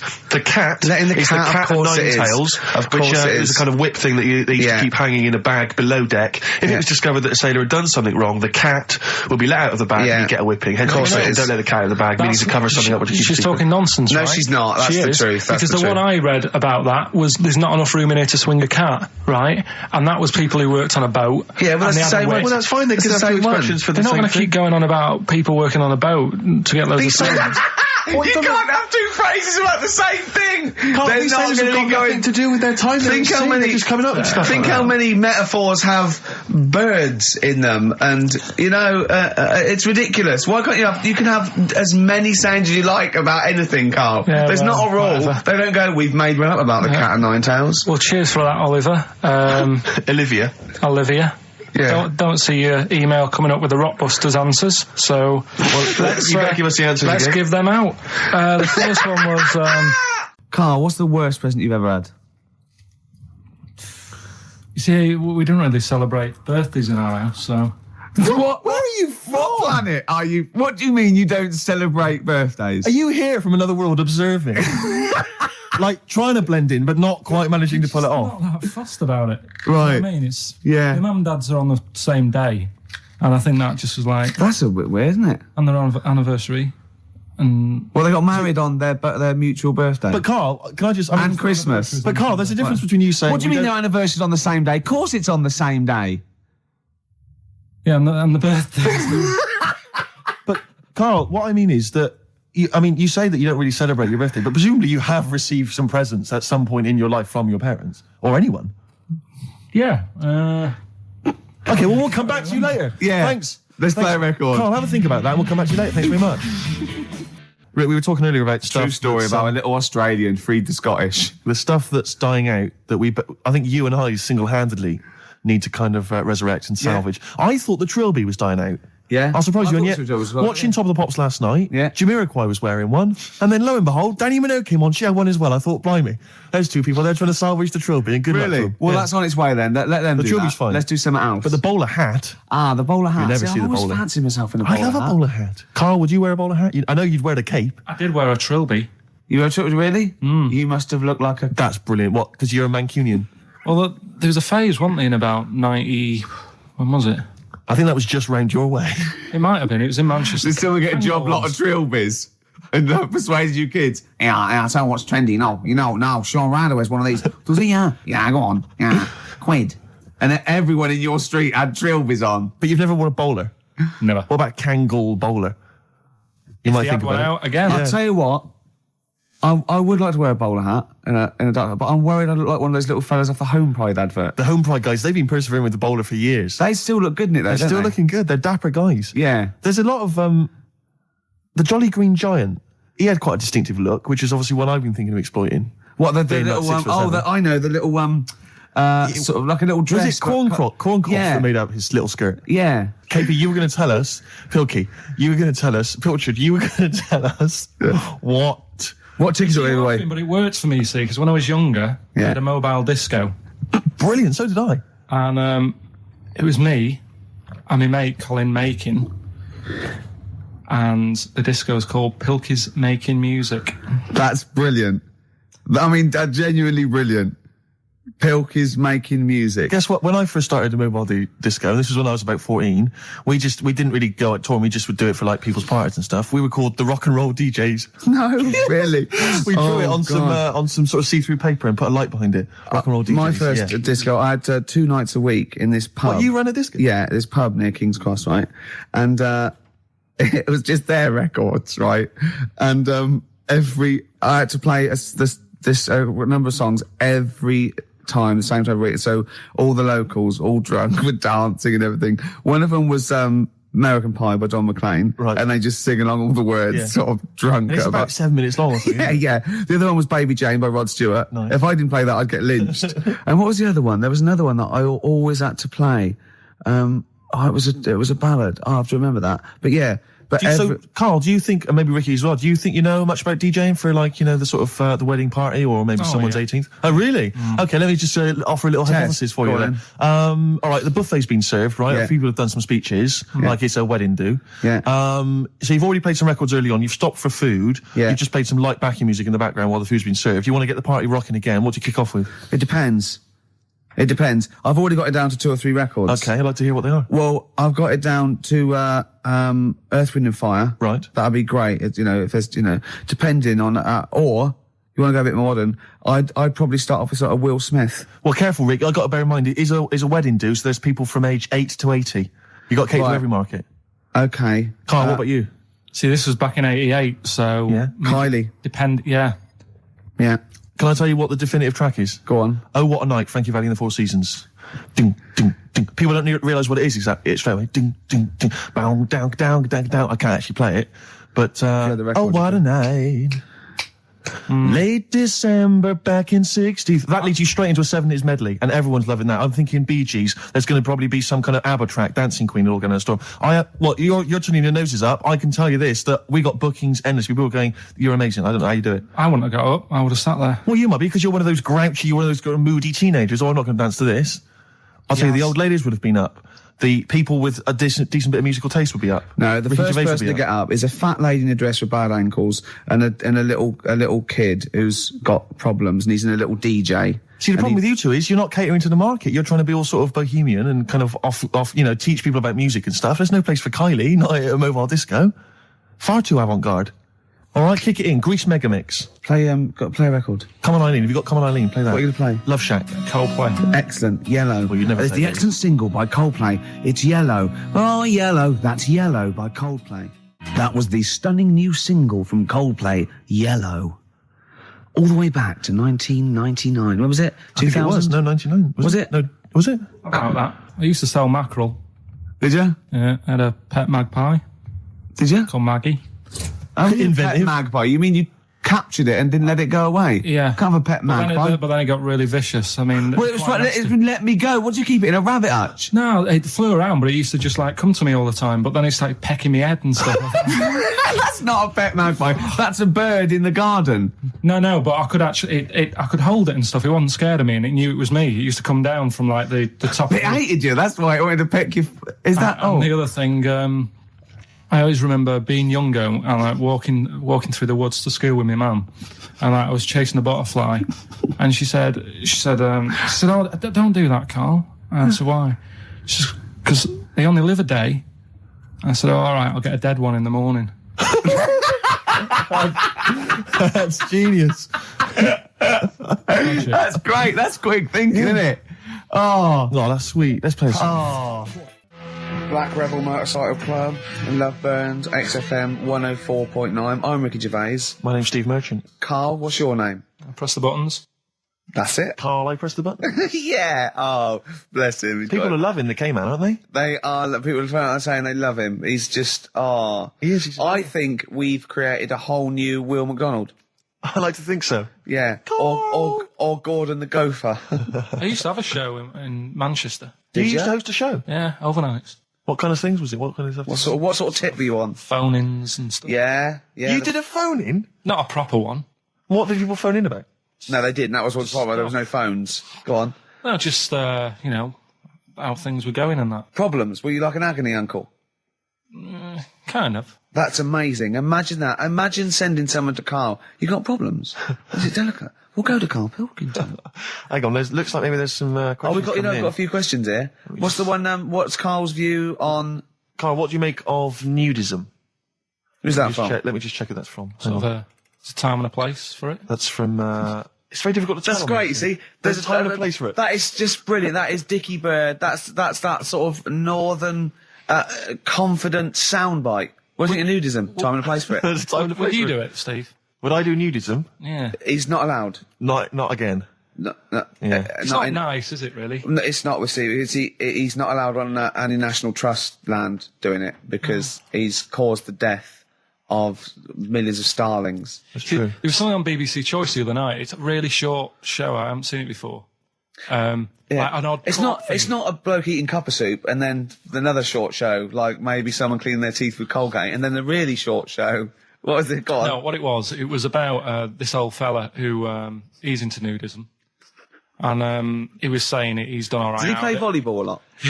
He said he's done all right out of it because there's not many blokes who are willing to go nude for modelling and that, and he's about 70, so it's not. Is there much cry for that? Do you think? Is there much demand for a He's doing 70-year-old all right. nude? He's doing all right for it. Sure. Good luck to him. And the odd thing was, you see, He had a corkscrew penis. he was just like walking around on a main road in like a the bar. seaside town. And Right. yeah, and cars would... See, that's not nudism, is it? That's mental illness. Yeah, he's just a bit dear. Yeah. Yeah. Yeah. So I tell you, one of your favourite programmes, is it one of your favourite ones, just that one with the hot air balloon? And it's adventures. You love that, don't it just you? goes, it's like in Sydney, sometimes then it's at a carnival. His favourite programme when he was little, he used to watch it for hours, was that Little Girl by a Blackboard with 2 toys. Yeah. He used to love that, didn't you? You enjoyed that, didn't you? You weren't raised as an experiment and you escaped from a laboratory. You had regular upbringing in Manchester and that. Yeah, I didn't go to school much because my mum and dad had a caravan. Right. No need, is there? No need when you've got that sort of fun at home. Yeah. I used to just go away for weeks. Really? Yeah. Is that true? Yeah, honestly. Where'd you used to go? Port Maddock. But And so you didn't go to school much? No, I did, but not as much as everyone else. no. How many holidays were your parents having? Oh, What was their income that they could... No, my dad used to work nights, and he used to travel back, because to Manchester from Wales, it wasn't that far. And Manchester to Wales? He used to do 4 on and 4 off, so me and my mum were, like, loving it. But what Port Meredith? Port Maddock. Port Just Maddock, down the road from Port Merion, where they filmed The Prisoner. right? Oh, so that's cleared up for me. Location-wise. So what did you do then? You were in this little 2-berth caravan on the back of a Cortina estate. Right. Well, what was it? What was the car? What was Granada, for Granada. Ford Granada. What we talking? 1980. Yeah, 82, 83, 80, right? 84, 85. Okay. And you in the car down there, park up. Yeah. What was it? What was Port Meredith? Port Maddock. Port Maddock. I remember Ruth. It's just, Oh, yeah. it's just a holiday camp. Yeah. And had an arcade and a beach. I was loving it. Yeah. But so of the 52 weeks of the year, let's assume, I don't know how many weeks you take off normally for holidays anyway. Let's just say, I don't know, you go to school 45 weeks of the year maybe? Generally, most kids? Nah. Bit less. Bit less than About that? 42. How many weeks would you say you actually spent in school? Well, how many weeks do you have off for summer? Well, we'll work that out. That's what About I mean. 6 off for summer, about 3 for Easter, about 3 for Christmas. Put it this way, I'm surprised I'm not Welsh, to be honest. Right. Because I was there more than was in Manchester. Did the school authority not come and check you out? No, they didn't. Didn't get Manchester, I suppose they didn't care, do they? Not really. Yeah. They're lucky you turned up at all. What did you just turn up for the last day when you could take in your best toy? Did you know that when you could take in any game? Just play with everyone else's. Why, I break my stuff. Sure. Yeah. Yeah. No, that's a good Well, this point. answers a lot. This does answer a lot. The fact that you spent most of your time on the beach as a kid. Teachers were no good at my school. We were talking about it yesterday. About So you were teaching them a lesson by going off for the summer. Yeah. Anyway. And did you go to university? No. No. Did you go to sixth form or college? No. When did you leave school? When I was about 15. Right. What, you just went on holiday and didn't come back? I just got a job early, didn't I? Where was it? Port Maddock? Getting there. No, I was a printer. BM Print in Trafford Park. Well, that's great. That's a little interview there. Yeah, little next there. I'll be interviewing Steve Merchant. What are we playing next? Bit of elbow. Oh, this is fantastic. This is Elbow. Elbow, Asleep in the Back. I think that is absolutely beautiful. I think Elbow are my favourite new group. We've sang their praises many times and they never phoned to thank us. Should they? Yes. Do they? Really? Annoying. No, they're doing a good job there. I wonder if they found their lyrics. Because I also wanted to write a song from, didn't I? They didn't take me up on that either, Steve. I'm not sure I'm so keen on them now. Carl, can I have a Jaffa cake? Because I've just found a lump. I think. You don't mean me, do you? No. All right, good. Thanks, Steve. Now, we interviewed Carl there. I think we've learned a little bit more about Carl there. We did, yeah. And I'm going to interview Steve now, Carl, because I used to be...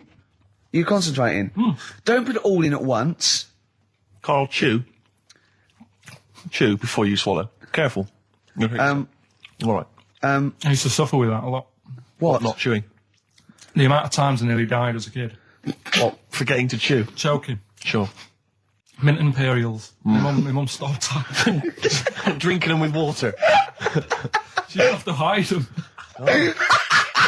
He's coming out of his shower, isn't he? He's happy Saturdays. He's miserable all week, and he's happy Saturdays, isn't he? Oh, look at him. It's like we get him weekends. Yeah. And he's just happy because we sort of spoil him, don't we? And he has Jaffa cakes and everything. We let him on the He has to go radio. and live with his stepmom again in a week. Oh, The no. ones who listen. Oh, say? really? Your girlfriend does, doesn't she, I imagine? She's been away for ages. I know. I imagine she just switches off after a while. But we love you, don't you? We're excited. We talk about you in the week, and we think you're great. So don't just think we're using you as cheap cobbly material. I'd hate you to think that, Carl. Right. Carl, what? Don't you like us arguing? Is it like mum and dad arguing? Do you get all... It's a bit like that. In the caravan. There was nowhere to escape to. Oh no, rattling round. Did you make any friends when you were down on the caravan site? Yeah, a lot of people from Birmingham were there. What kind of pals did you have? What were their names? I can't remember, it was years ago, but they all had rich parents. Right. Like, they had, like, their own car to drive around the campsite on and all that. Right. Yeah. So their own fence. So I'd have a go.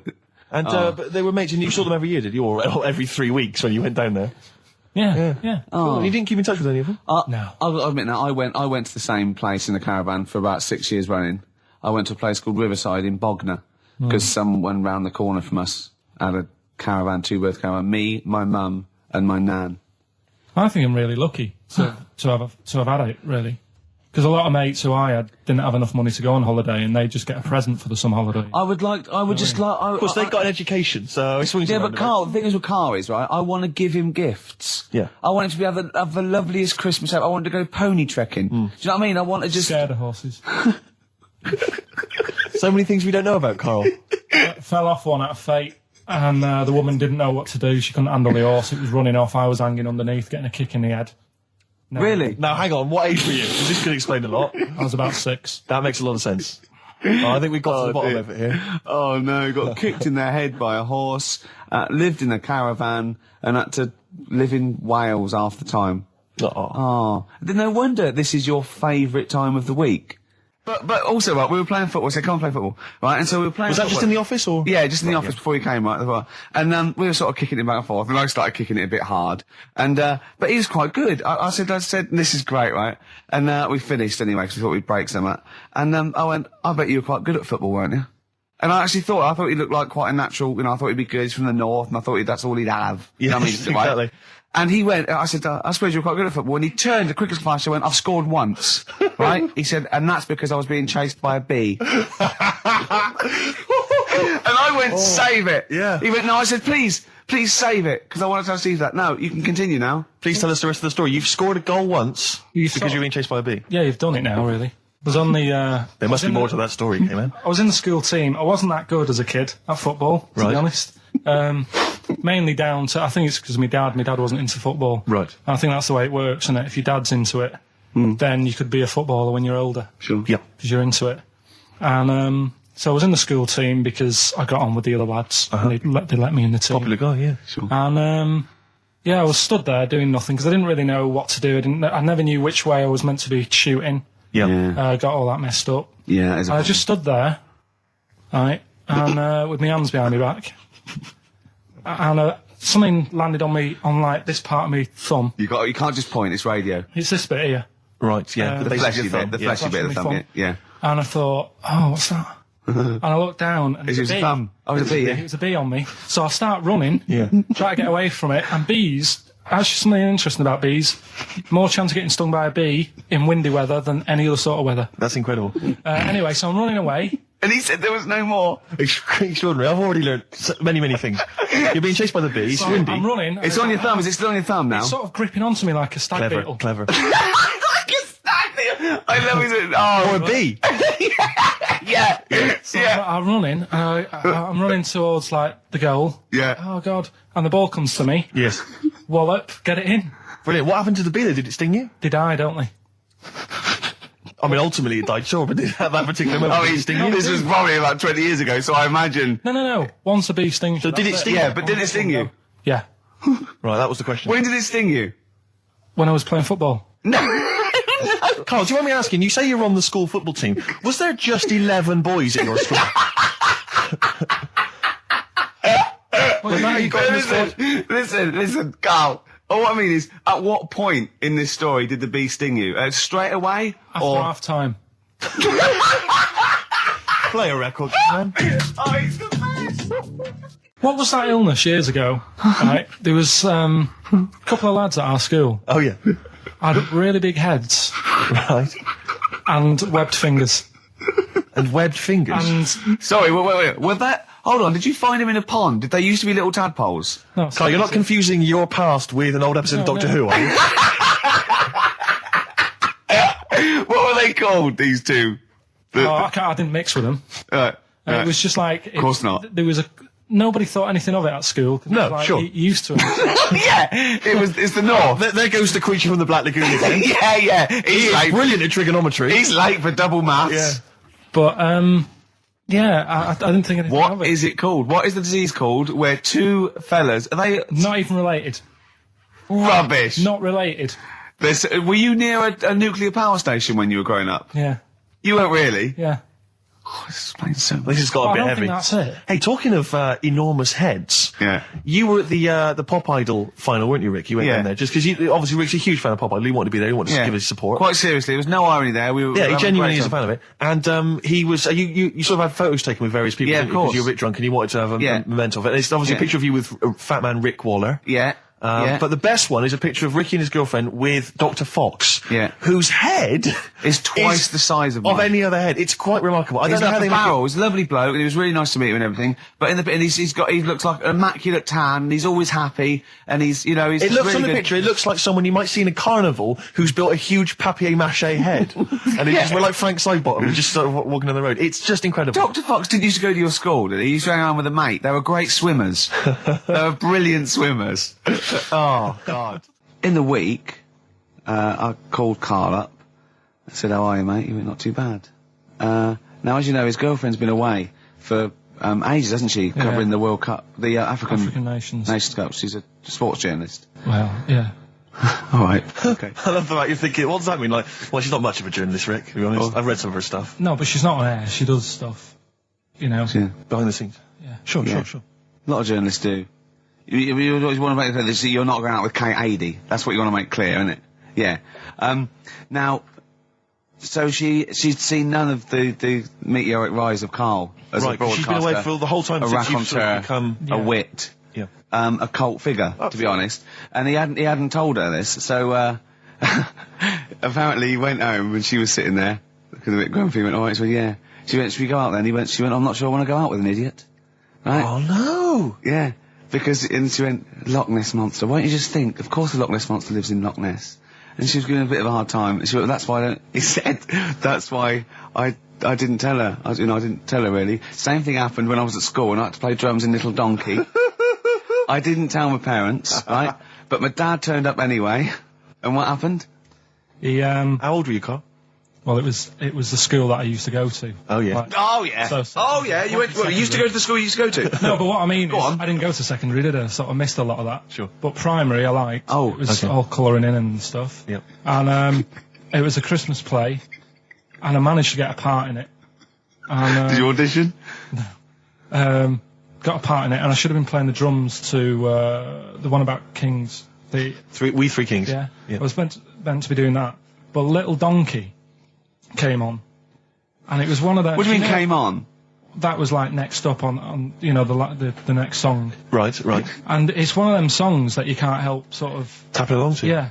Do you know like if I was to go Yeah, you'd have to finish it with. yeah. Do you know that they actually send that into space? Do they? And What, hoping that aliens will respond with that? yeah. They do that because apparently it is one of them things that you can't help. What, even if you're an alien life form? Yeah. They know that, do they? Yeah. But anyway, What, because they watch Star Trek or something? Hello. Knock, knock. Yeah.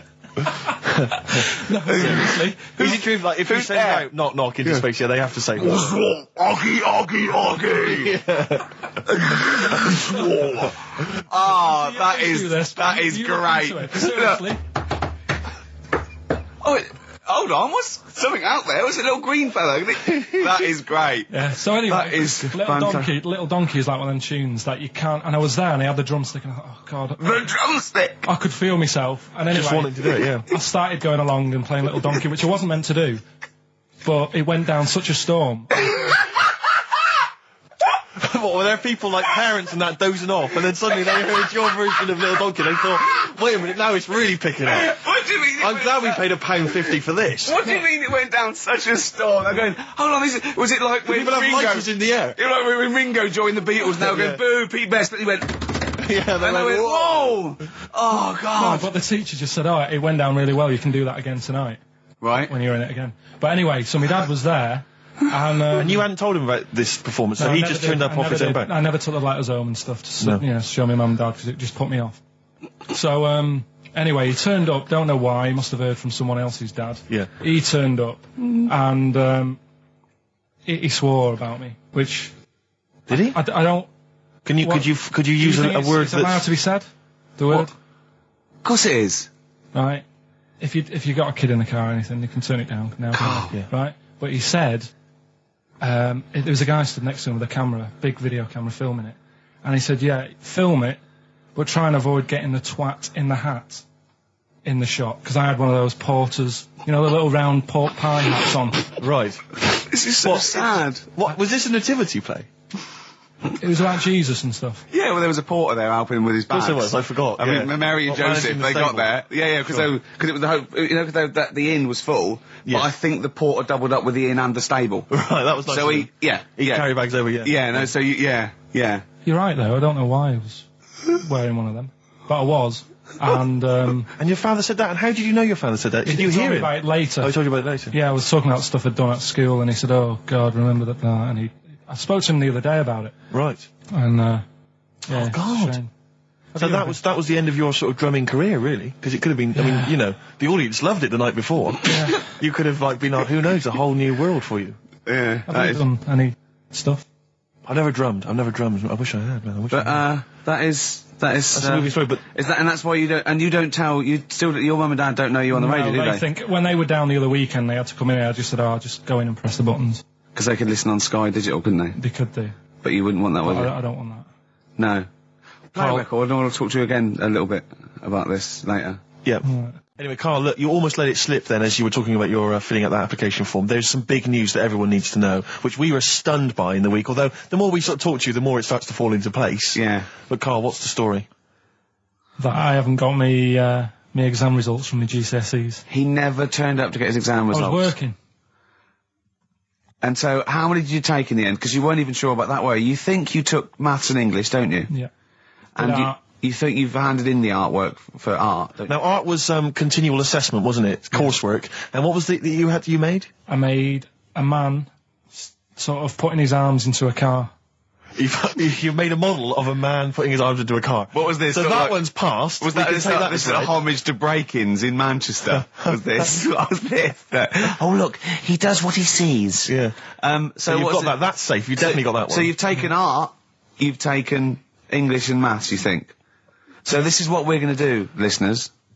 We're going to try and find out his exam results for him and tell him next week. Live on air. We're going to call his school, we're going to try and track him down, and we are going to have a little envelope, and we are going to give Karl, at the age of 29, his O-level results. GCSEs, yeah. Now, Karl, so you took maths, yeah. You think, you took English, do you remember turning up to do those? Do you remember sitting in the room filling in the forms? Yeah. Okay, and how did you feel you did? I don't think I did well. You don't think you did well? Did you revise? No. Why didn't you revise? Because I don't really believe in it. Okay. Well, it's just that if you don't know it, then you don't know it. You shouldn't have to start looking at a book. If I went to like the hospital, yeah, and the doctor said, "Oh, you need your appendix out," but hang on a minute, I've just got to read up on it. Yeah. That isn't good enough. Okay. He should know, and that's the way I feel about it. To be fair, though, he did do the revision beforehand. Yeah, they don't usually pass on, maybe when they're in practice. Yeah, information they took in by osmosis. Yeah, yeah, and bloke comes in and goes, "Can I just see what you did with that?" And I goes, "You've passed." Yeah. Phew. That's a good one. Yeah. Good job I watched Casualty. I just like the way, the things that interest me, I remember. Things like snakes not having ears and stuff. Yes. I didn't have to read about that. No, you just learned that, yeah. You saw it on the telly, didn't you? You saw it on that Ian Wright programme. Yeah. Yeah. And this is what Karl said to me. He said, it's actually, I called Karl up in the week, and Reese was with him. Reese used to be on XFM, and he took the phone, and he went, "Karl's worried, I've seen that programme." He said, "Snakes don't have ears, right?" He said, "So you can creep up on them and pick them up." And he said, "Karl's worried." He said, "How do you ever put them down again?" Because then they know you're there. I woke up the other night quite late. Worried about that. And I said to my girlfriend, I said, "How do you put a snake down?" And she said, "What are you talking about?" I said, "That Ian Wright thing, this guy managed to pick up a snake. And do you know that thing where they clamp its head on a jar to get the poison out?" I do now. Right? They did that, but they didn't show you how they got rid of it. And I thought, it could really get nasty, because it's obviously annoyed that you've had its head pressed in the jar. Yeah. Yeah. Right? They hate that. Now... Especially as it's in front of their mates. When you lift it off, yeah, right, you've got hold of it. Yeah. If you go to chuck it down, it's going to turn on you. It's going to go wild, isn't it? So, I just wondered. Well, what you do is you never put it down, Carl. Yeah, that's why that bloke has got about 11 or 12 just carrying him. Exactly. Yeah, you never put it down. You sling it. Who cares? You just throw it, don't you, really far. That's not that. I don't think you should throw. But Carl, listen, don't worry. We're not asking you to get involved with snakes. We're just asking you now. You've done maths, you think? Yeah. Did no revision for that? No. Okay.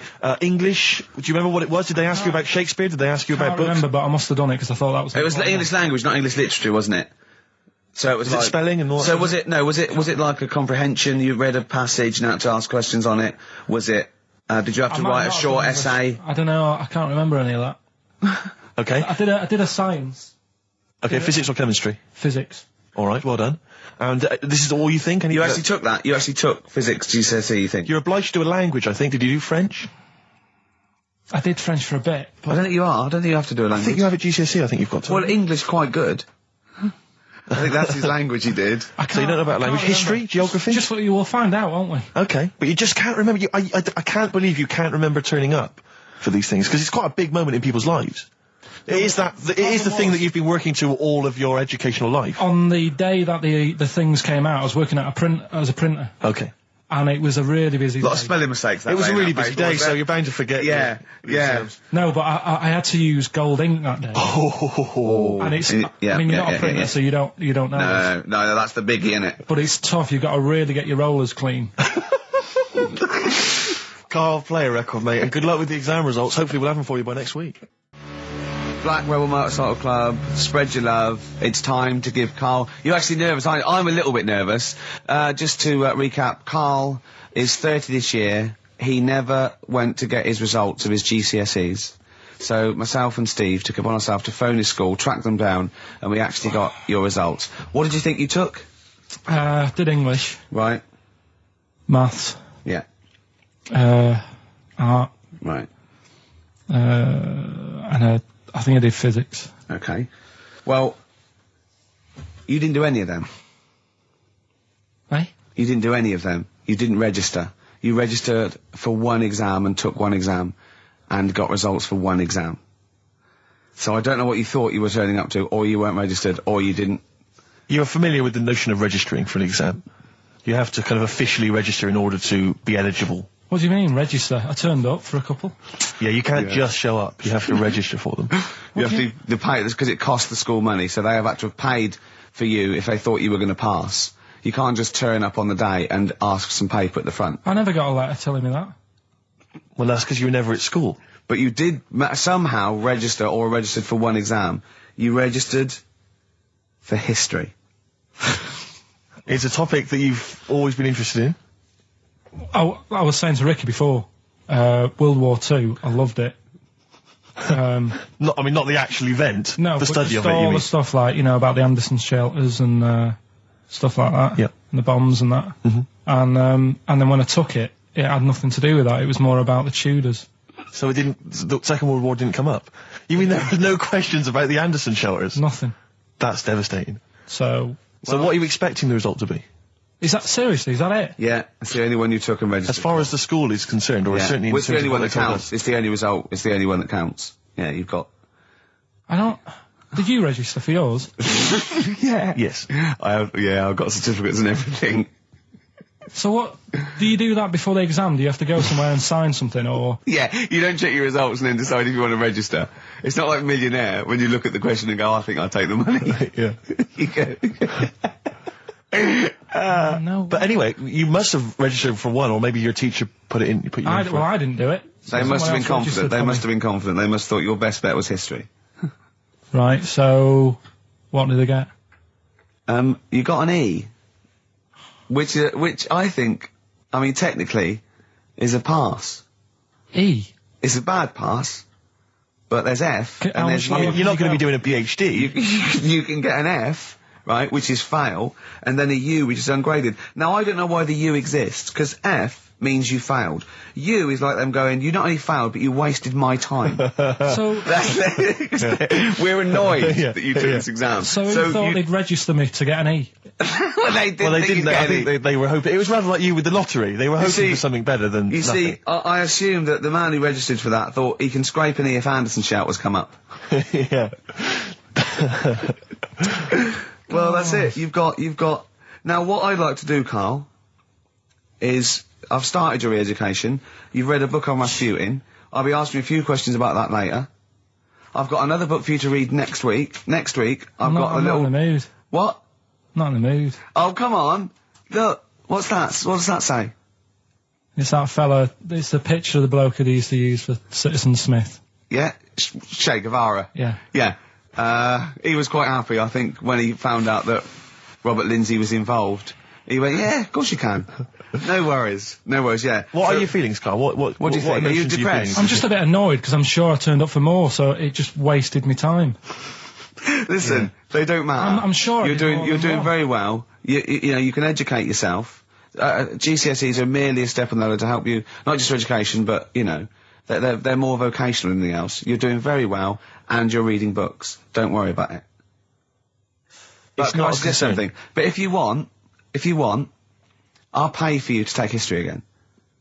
Carl, we'd love to see you get a C or above. And well, we're willing I'll pay for you, and I'll get you some books. Right, now listen. We can, let's get, I reckon, when are the exams? June? Something like that, yeah. We'll try and register next week, and I reckon you can get an A or B. I'm history. Busy, I'm busy. In history. No, don't worry about it, it's just easy. I get you Brody's notes. If Heat magazine, they love you, Carl. They could probably sort something out. They could probably pay for a tutor. They got a lot of money, they sell a lot of magazines. I mean, it is almost always, and you found that out, I discovered this, it's always the Tudors and Stuarts. There's no fear for them not coming up. Now, what do you already know about them? You must already know stuff about Henry VIII and Elizabeth. No, because it's too long ago to even get interested in. Do you know what I mean? You can't. Is that why you didn't? To it. Okay. The Anderson thing, it was like, God, you know, I bet my mum and dad were in an Anderson shelter. You know, this is interesting. What, when they... Oh, my granddad would have, like, had something to do with this.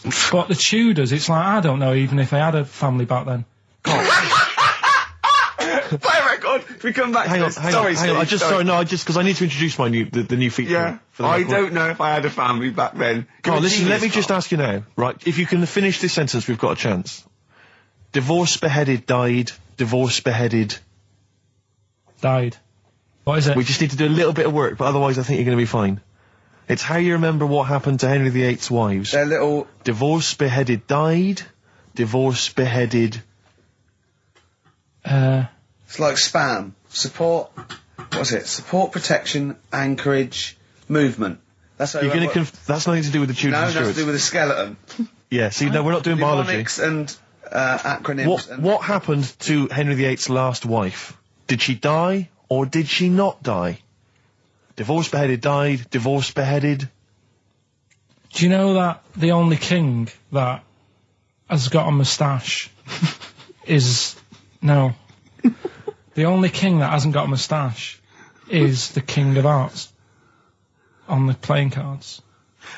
What's the record you can play? I want to resurrect the career of a different artist each week. This is an artist who's overlooked by the general public. The red card. This is Amy Mann, and she always seems to get overlooked. This was a single a while back. Well, I think it's one called eye. Red Vines. Play it, Carl. Fantastic. You see, what upsets me is the way that Amy Mann, she's written songs as good as that, she's released it as a single, she had to, I think, put the album from which that's taken out by herself over the internet. She was Oscar nominated for the songs in the film Magnolia. She couldn't get a record label, I don't know if she's now got one. And yet there's people like Alanis Morissette shifting... That is shed loads of songs. I don't understand what the rules are. I don't know why she's not a household Carl, name. well, there's beautiful things like that in the world. Why do you care about epoxy GCSE? What did she get for history? What did she get for history? Yeah. I think she did very poorly. Why do you care? See, I was just going to say, this has backfired a little bit, because Carl is genuinely... I don't know if he's actually upset or embarrassed, but it doesn't matter. Why does it matter? You were 15 and didn't go to school. If you were my friends, I think you would have just said, oh, we can't find them. Why? But you just What's matter, that though. to do with that? Well, what do you mean? What do you mean? It's ridiculous. Do it again because you want to learn, because there's great things in the world to learn about. Don't worry. Look, GCSE is vocational. Is vocationally for a 15, 16-year-old to go on to do A-levels or whatever, or to get results. But you don't need that, because you've done very well. You don't care about the Tudors and the Stuarts. I mean, you know. I mean, I've had a couple of jobs, not this one, because you don't need qualifications to get a job. Obviously. In the radio. It's obviously a job. Absolutely right. But the ones that I have got in the past, I did, because I didn't collect them, I had to lie. And I didn't like go mad. I didn't say I had A's and stuff. But I didn't put history down because I didn't even know I did it. So it's a bonus. I kind of treated myself to like a D and a couple of C's and that. So it's like, well, he's not. I love the fact that Karl even then was honourable. It's like, I'll at least put down the ones I think I took and lie, but the ones I didn't take, I won't lie about. Yeah, and don't give yourself a B. Exactly. If they're going to find out you lied, give yourself a B next time, It could Karl. backfire, couldn't it? I mean, my brother's a bit mental and he used to do things like go for jobs and say, oh yeah, I've done this before. Like being a mechanic, and he's never even picked up a spanner. And yet, he'd have the confidence to go and try and fix cars. Well, I'm not that daft, but, God, and he. Who do you blame for this? That's just an easy way out. I have to blame myself. No? Yeah. What was the teacher like? Well, there's loads of different ones. I didn't like... I mean, the history teacher, it is my own fault, because with her, she's a bit mental. And I used to kind of stop the lesson by saying, oh, miss, tell us about your fireplace you've got that is made from a gravestone. Because that's what That would stop any English teacher in their tracks. And she loved telling you about it. Yeah. It was like, oh, I learned brilliant. that from a teacher. So that's why I didn't know about divorce, head loss, and all that. Yeah. Dandruff legs. Horse, head loss, dandruff legs. But remember now, divorced, beheaded, died, divorced, beheaded, survived. That's all you got to remember. And what's that? That's what happened to Henry VIII's various wives. In order. What does it spell out? No, it doesn't spell out anything. You just it's got to saying remember the rhythm. In order in which he married. Yeah, but it helps. It's like when my mum taught me the alphabet. She taught me as like a song. A, B, C, D, E, F, G. Yeah, constantly. No, not like that. Huh. That's how everyone else could do it, and I couldn't do it that way. Why? What tune did she do it to? A, B, C, D. It was A, B, C, D, E, F, G, H, I, J, K, L, M, N, O, P, Q, R, S, T, U, V, W, X, Y, Z. Karl, have you ever logged on to Friends Reunited? It was the site that everyone was talking about last year. No. Are you aware of the concept? I've heard about it, but there's no one from school who'd want to see it again, really. So basically, for those that don't know, you have to log on to his website, and then it helps you track down your old schoolmates if they've also logged on and stuff. And we took the liberty, really, of looking on the Friends Reunited site and typing in your school and trying to track down any of your old mates. We didn't get in touch with any of them, don't worry. We didn't do that. We're not going to surprise you with them now. No. But I was just interested to know, like, some of your thoughts on some of the names that I could run past you. I mean, these are people from your year. Just tell me if you recognise the names. Alison Birch? Think I remember. What's your thoughts on it? Don't be libelous. Don't be like no. No. Posh probably did pretty well in history and that. Sarah Morris? God, yeah. Remember her. Go on. You're grinning. What's the thought? Go on. No, just she was all right. She was a popular one. What does that mean? She was nice.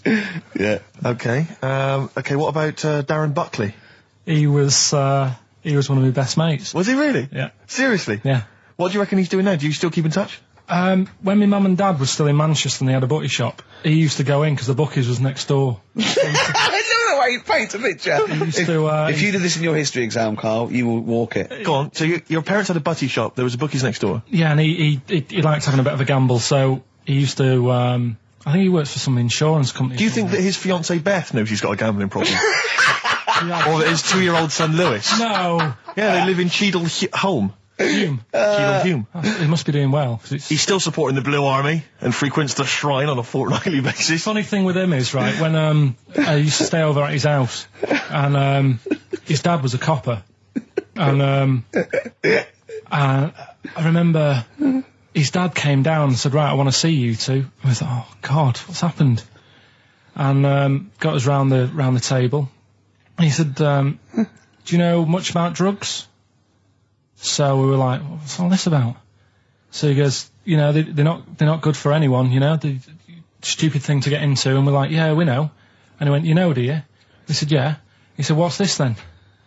And he'd found something in his bedroom, and it was a Skittle. What, the sweet? Do you know little sweets with the S on it? And Oh, really? Drugs. Yeah. So he said, well, yeah, it's a Skittle. Yeah, I know what it is. Oh, he was bluffing like that as a slang word. Yeah, he thought because he was a copper, he probably had to be down with all the terms and that. So we said, oh, it's a Skittle.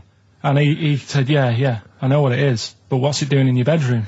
Oh. It was like, no, it's a toffee. So, Darren, yeah, I know, it's a toffee. It's a squib. It's a, yeah. Carl, more people from your past. Debbie Carr? Yeah, she was another nice one. What does that mean? Is that a euphemism? No, she was one of them that you'd sort of go, she's nice, but she'd never be your girlfriend. Do you know what I mean? She was, not really. Even though she was in the same year, she seemed a lot older. Right. And It wasn't a teacher, was it? There was 3 of them who all hung together, and they seemed to hang around like the older kids, the ones who looked like men. Do you know what I mean? What did you look like then? Well, it's just that I had youthful sort of looks, whereas like the older ones had like beards and stuff.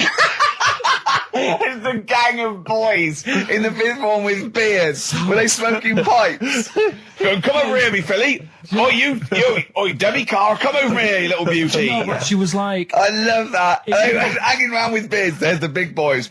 Oh, fishing. That's lovely beards. What do you I mean? just see a whole row of George Bernard Shaws. Brilliant. How do you do in history, boy? Think got an E. You're an idiot. Oh. They were like, I'd be there sort of punching people in the arm.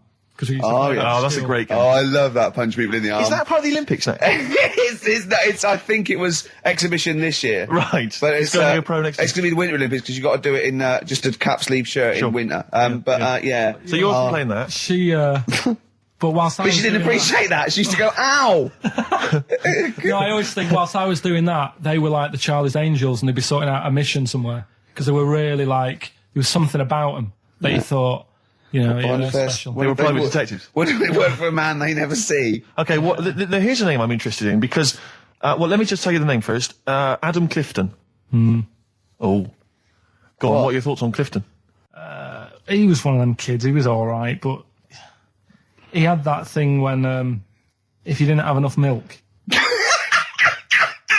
he had like, wrinkly hands and like white bits in his nails. Oh. Because you didn't have enough milk? Yeah. Yeah. So therefore, you didn't like him because you didn't get enough milk? This is not to be confused with the 2 people with the big heads and the web feet, is it?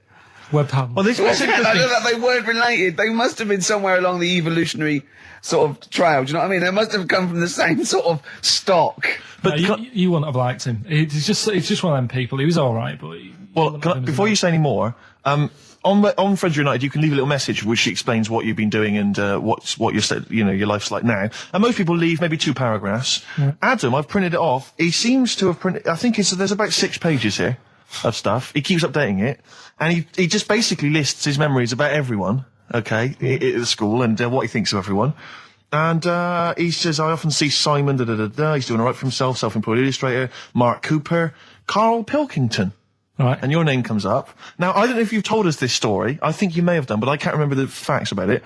It just says Karl Pilkington with his pet bird. Was it a magpie? I can't remember. He brought it to school to show everyone and it flew away.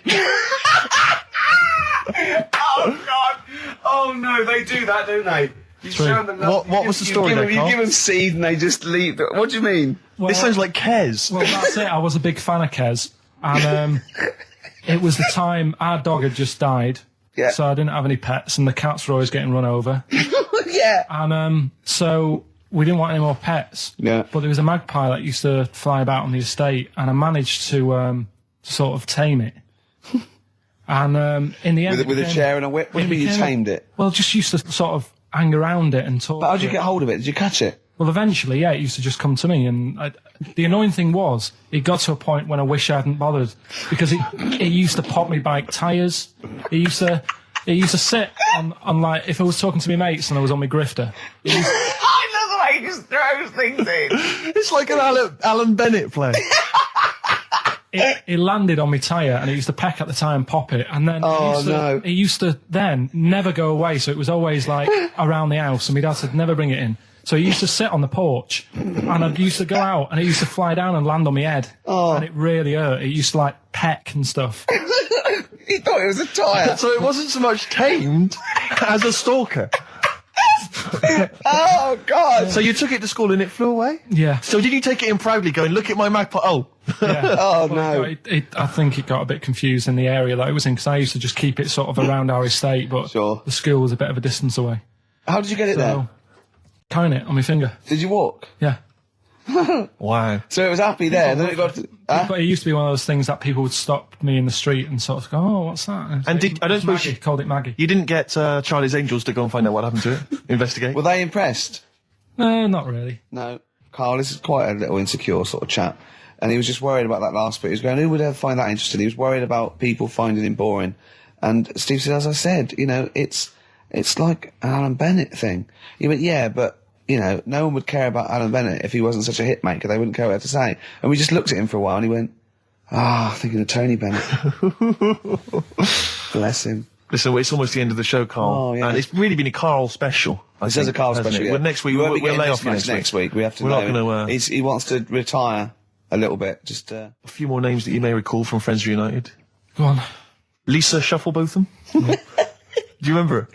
Yeah, she... Was she one of Charlie's Angels? No, she wasn't that nice, but she wanted me. her and a mate Rachel, I remember, I don't know why, but it was some sort of PE lesson where it had to be a bloke and two girls, and they were fighting over me. Could you hear what they were saying? They were just like, I want him, and I was loving it. Stuck in the middle, and they were fighting over me. And then the next week, I thought, I'll sit near them. What sort of game do they play at this school? I don't know. That's an incredible game. But I think Punch me on the arm. No, punch me on the arm, Carl. They just went through it. Because the following week, I thought, right, I'll sit near them again, because I quite enjoyed the way they fighted over me. But then they picked somebody else, and I don't know who I was with that week. So you didn't get any action with Shufflebotham or a friend? No. And as she got older, she went a bit off. She's not that good. She's probably nice now. It's just, I mean, I'll say about myself, when you get to sort of the end of secondary school, you do sort of go a bit odd looking. Right. Do you know what I mean? When your sort of head grows funny. I would just love to go back to his school of that era. I mean, just what happened to people, whether, you know, all people sprouting limbs. No, do you know what I mean? When you're like 12 and that, you quite, no, not 12, when you're 10, when you're 7 to 10, you sort of look healthy. And you look at your pictures when you go, yeah, I was a good-looking lad. But then when you get to late secondary school, something happens, and you just look a bit odd. Okay, well, what about Alison Thorpe? Not sure about her. I sort of know the name, can't put a face to it. Damien Comer? Again, know the name. Yeah. Can't remember anything. No. Yeah. It's a shame. Well, these are pretty much all the names I could find. We've had some interesting thoughts, though, and interesting anecdotes. Yeah. Anyone in particular that you'd like to say hello to that maybe listening now that I think I would have mentioned Darren Buckley if you hadn't have brought him up. Oh, right. He was like my buddy. Yeah. Did you ever see the Magpie game when you took it to the school and confused it? No. You're joking. That was the end of it, was it? Yeah. So where did it go? Probably to some other kid. Because, I mean, actually, it probably got killed. Because if it was being that friendly with other people, some people might have took advantage of it. In what way? Well, there was a programme on the other week about... What, in the way that Shufflebotham was trying to take advantage of you? There was a programme on the other week about bear whisperers. Yeah. And some blokes got really friendly with a bear. And then when they were leaving that area where the bear was, they said, oh, we've caused a problem here because there's some bear hunters coming in and moving into this area. And it's going to get a bullet if it acts like this. So they had to scare it away. And that's what I should have done with Maggie. I should have terrified it a little bit so it wouldn't trust humans. Just introduced it to some of your schoolmates, I'm sure, would have freaked it right out. Well, the ones with maybe the that was big why head. it fled. It didn't see. Oh no! It didn't see those two fellas with big heads and webbed hands coming towards it, did it? That would have terrified anything. It's like a scarecrow, like two walking scarecrows. Listen, have we got time for a song for the ladies? What's happening? We've not really thought. Quick then, quick, just do it. Just do it. Thanks very much. Well, hang on, no, we haven't lined anything up, have we? I was going to play Mary Lawson and that for you. And then Is this going to be the final track? It has to be. it would be, yeah. We've blown it. We've blown it on the Carl special. We have indeed. I'll play it next week. So Carl there's got an E at history in GCSE. Any history teachers, anyone who can help Carl out, I think we should try and register him and take it this June. So what's your homework for this week? You've got to read about Che Guevara, haven't you? Yeah. The revolutionary leader. Yeah. Okay. Do you know anything about him at all? Have you got any basis? I just know that if you want to use his face on your business, it costs a lot of money. Do you know, like, if McDonald's wanted to have him as, like, instead of Ronald McDonald? How does he do it? Steve, how does he do it, man? Oh, we listen, just play a final record, Carl. Say goodbye, and we'll see you next week. All right. See you later. Cheers, mate. Wu-Tang Clan there, Steve. XFM 104.9. I'm Gervais with me, Steve Merchant and Karl Pilkington. Now, I just remember something else, Carl's in the week. I know it's forbidden to talk to him, but I'll tell you this. He was very excited about the Friends Reunited. He was a bit nervous at first, wasn't he, last week? But he was really getting into it. And in the pub, he was talking about those people, and he said, I'd never go on a reunion, though. He said, I'd never do that. What, a school reunion? Yeah, and he wouldn't want to see anyone. And I went, well, I said, wouldn't you want to see those two lads with the big heads and the webbed hands? Oh, yeah, these were people you went to school with, weren't they? Yeah. Well, I didn't knock about with them. They were in the class. What were they called? Freaks. Right.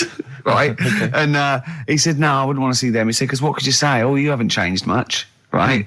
And he said, they wouldn't go anyway, would they? I said, why? He went, well, they didn't have any friends. Right. And I said, well, weren't they friends with each other? And he went, no, that would have been too obvious. Like they passed each other and went, no, I know it's tempting, but let's not. Everyone would think that's just what we were going to do. Yeah. Let's not do it. Yeah. So they didn't even hang around with each other. No. See, I must say, in my head, I've got something like it's like some sort of extra thing from Blake 7 that they're like some sort of lagoon monster, but they just had slightly oversized heads, did they? See, does your head grow? Your eyes don't, does your head? Because maybe they've got to a point now that it's all sort of caught up with each other. Well, at the time, the eyes were very small and the head was huge. Just a very big head. And Yeah. the fingers aren't going to change, that's not... They had not fun. webbed fingers. It was like the penguin in Batman. Really? Are you sure? No, honestly. Are you sure they weren't wearing mittens? No, seriously. Yeah, it wasn't home economics. They weren't getting something out of the oven, a very hot dish, were they? Every time you saw them.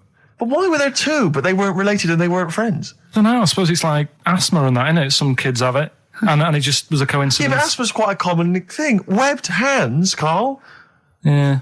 I don't know, you don't think of it, do you, when you're a kid? You just sort of... when you first see them. Yeah. There goes the frogmen.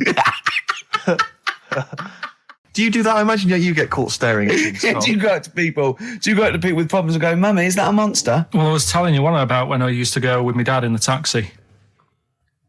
Oh, yeah. Why, Tell what us this story. Well, Your father was a taxi driver? my dad he had loads of jobs, which he did back then, and they don't do that anymore, do they, people? They don't Have a do variety of loads of jobs? stuff. Sure. But at one point, he had a black cab, and I used to go with him. He used to get a beer crate and put it in the front of the black cab and sort of sit just next to the meter. And anyway, we got this call, and the guy on the end of the radio said, "Oh, you've got your son with you, haven't you?" So he said, "Yeah." So it's just like, we've got to pick up at number 11 Village Lane or whatever. And he said, "All right." And it was this woman. It was like a woman version of the Elephant Man. Wow. The Elephant Woman. Yeah, it looked like... it was really strange, because I was in the front of the cab, and when you're a kid, if something looks odd, you're a bit scared of it, aren't you? Yeah. And my dad was like, "Look, be all right." And we're driving towards her. Look, don't worry, son, I've got loads of buns. And just to I think I'll just throw one down the street if you run after You're it. being mean, right? I am a little bit, yeah. How old were you, 18? No, I was about 12 or something like that, 11, 12. And as we got closer to her, it looked like she was holding like a bag of spuds on her shoulder. For a snack. Right. And her head was all a bit mangled and messy and that. And my dad said, "Whatever you do, don't stare at her face." Yeah. And she got in the Because back. you turned into stone. Well, she got in the back, and I had like the mirror, the driver's mirror thing, and sort of having a look, trying to work out. And he said, "Don't stare at her face." I couldn't work out where her face was. It was that weird. Oh, God. So I'm not sure you're from Manchester. I think you're from like Narnia or something. Yeah, you got frog boys walking around. The Lord of the Rings. That got like the claws of a lobster and the head of a toad. Yeah. And you got women getting in with spuds for heads. I mean, what This is not Manchester. this is not the place place? you grew up. This is madness. Oh, you can't believe it in London, can you? You come down and go, look, symmetry. It must be amazing. It must be a thing to do with upbringing now, mustn't it? And because, again, do you know, I've said to you before, years ago, when I was a kid and didn't have any worries, good-looking lad, you go through it a bit, have a few more worries, and you look knackered. Now, back there's a lot more worries and stuff, so you get a lot more freaks. Whereas in London, everyone's like happy, aren't they? I love the fact that stress can cause your fingers to fuse and your head to grow. No, but if she must have been really stressed to have a head. Yeah. She was she an accountant or something? You know what I mean? But what did she do? What did she say? Where was she going, by the way? She couldn't speak. London Zoo, please. I think she was going to like to the fair. Seriously, honest to God. On my mum's life, she was. Because at the end of the day, that's a good thing with animals. They don't judge you, do they? She's not an animal. She's a human being. She's not actually an elephant. No, but you know the elephant man was not actually an elephant. You understand that? He's got no elephant genes in him at all. No. That was just a cruel name people gave him. Yeah. No, it's the name of the disease, isn't it? Elephantitis. Look, so listen. So this woman, why was she going to a pet shop? She was going to a pet shop. What, to find a husband? Is this true? No, it is true, yeah. Oh, God. I'm not taking the mickey because it must be so really bad for you. Of course it is. Carl, I'm going on to you today about cutting myself shaving. Yeah. I was going on about that. To think that she's probably not alive now, but to think... But you're saying that you're going to say this is a worse problem than a little cut shaving, aren't you? Yeah. Yeah. Do you know what I mean? I think you're right. Carl, there's a couple of key questions I need to ask. One, if she couldn't talk, how did she tell your father where to drive it? Did she have it written on a note? Did she point with her nose? Yeah. Right, this has got silly. Pick your song. But also, finally, where did you say she lived again? It was like in a village, a little small village. Right. Just hidden out of the way. All I'm saying is we could maybe get like some sort of coach, book some coaches, get a coach party up there to have a look at her. Take some photos. And now you can make some lemonade. The offspring of a woman and some spuds. Yeah. Please enter at your peril. Should it give me a shiny shilling?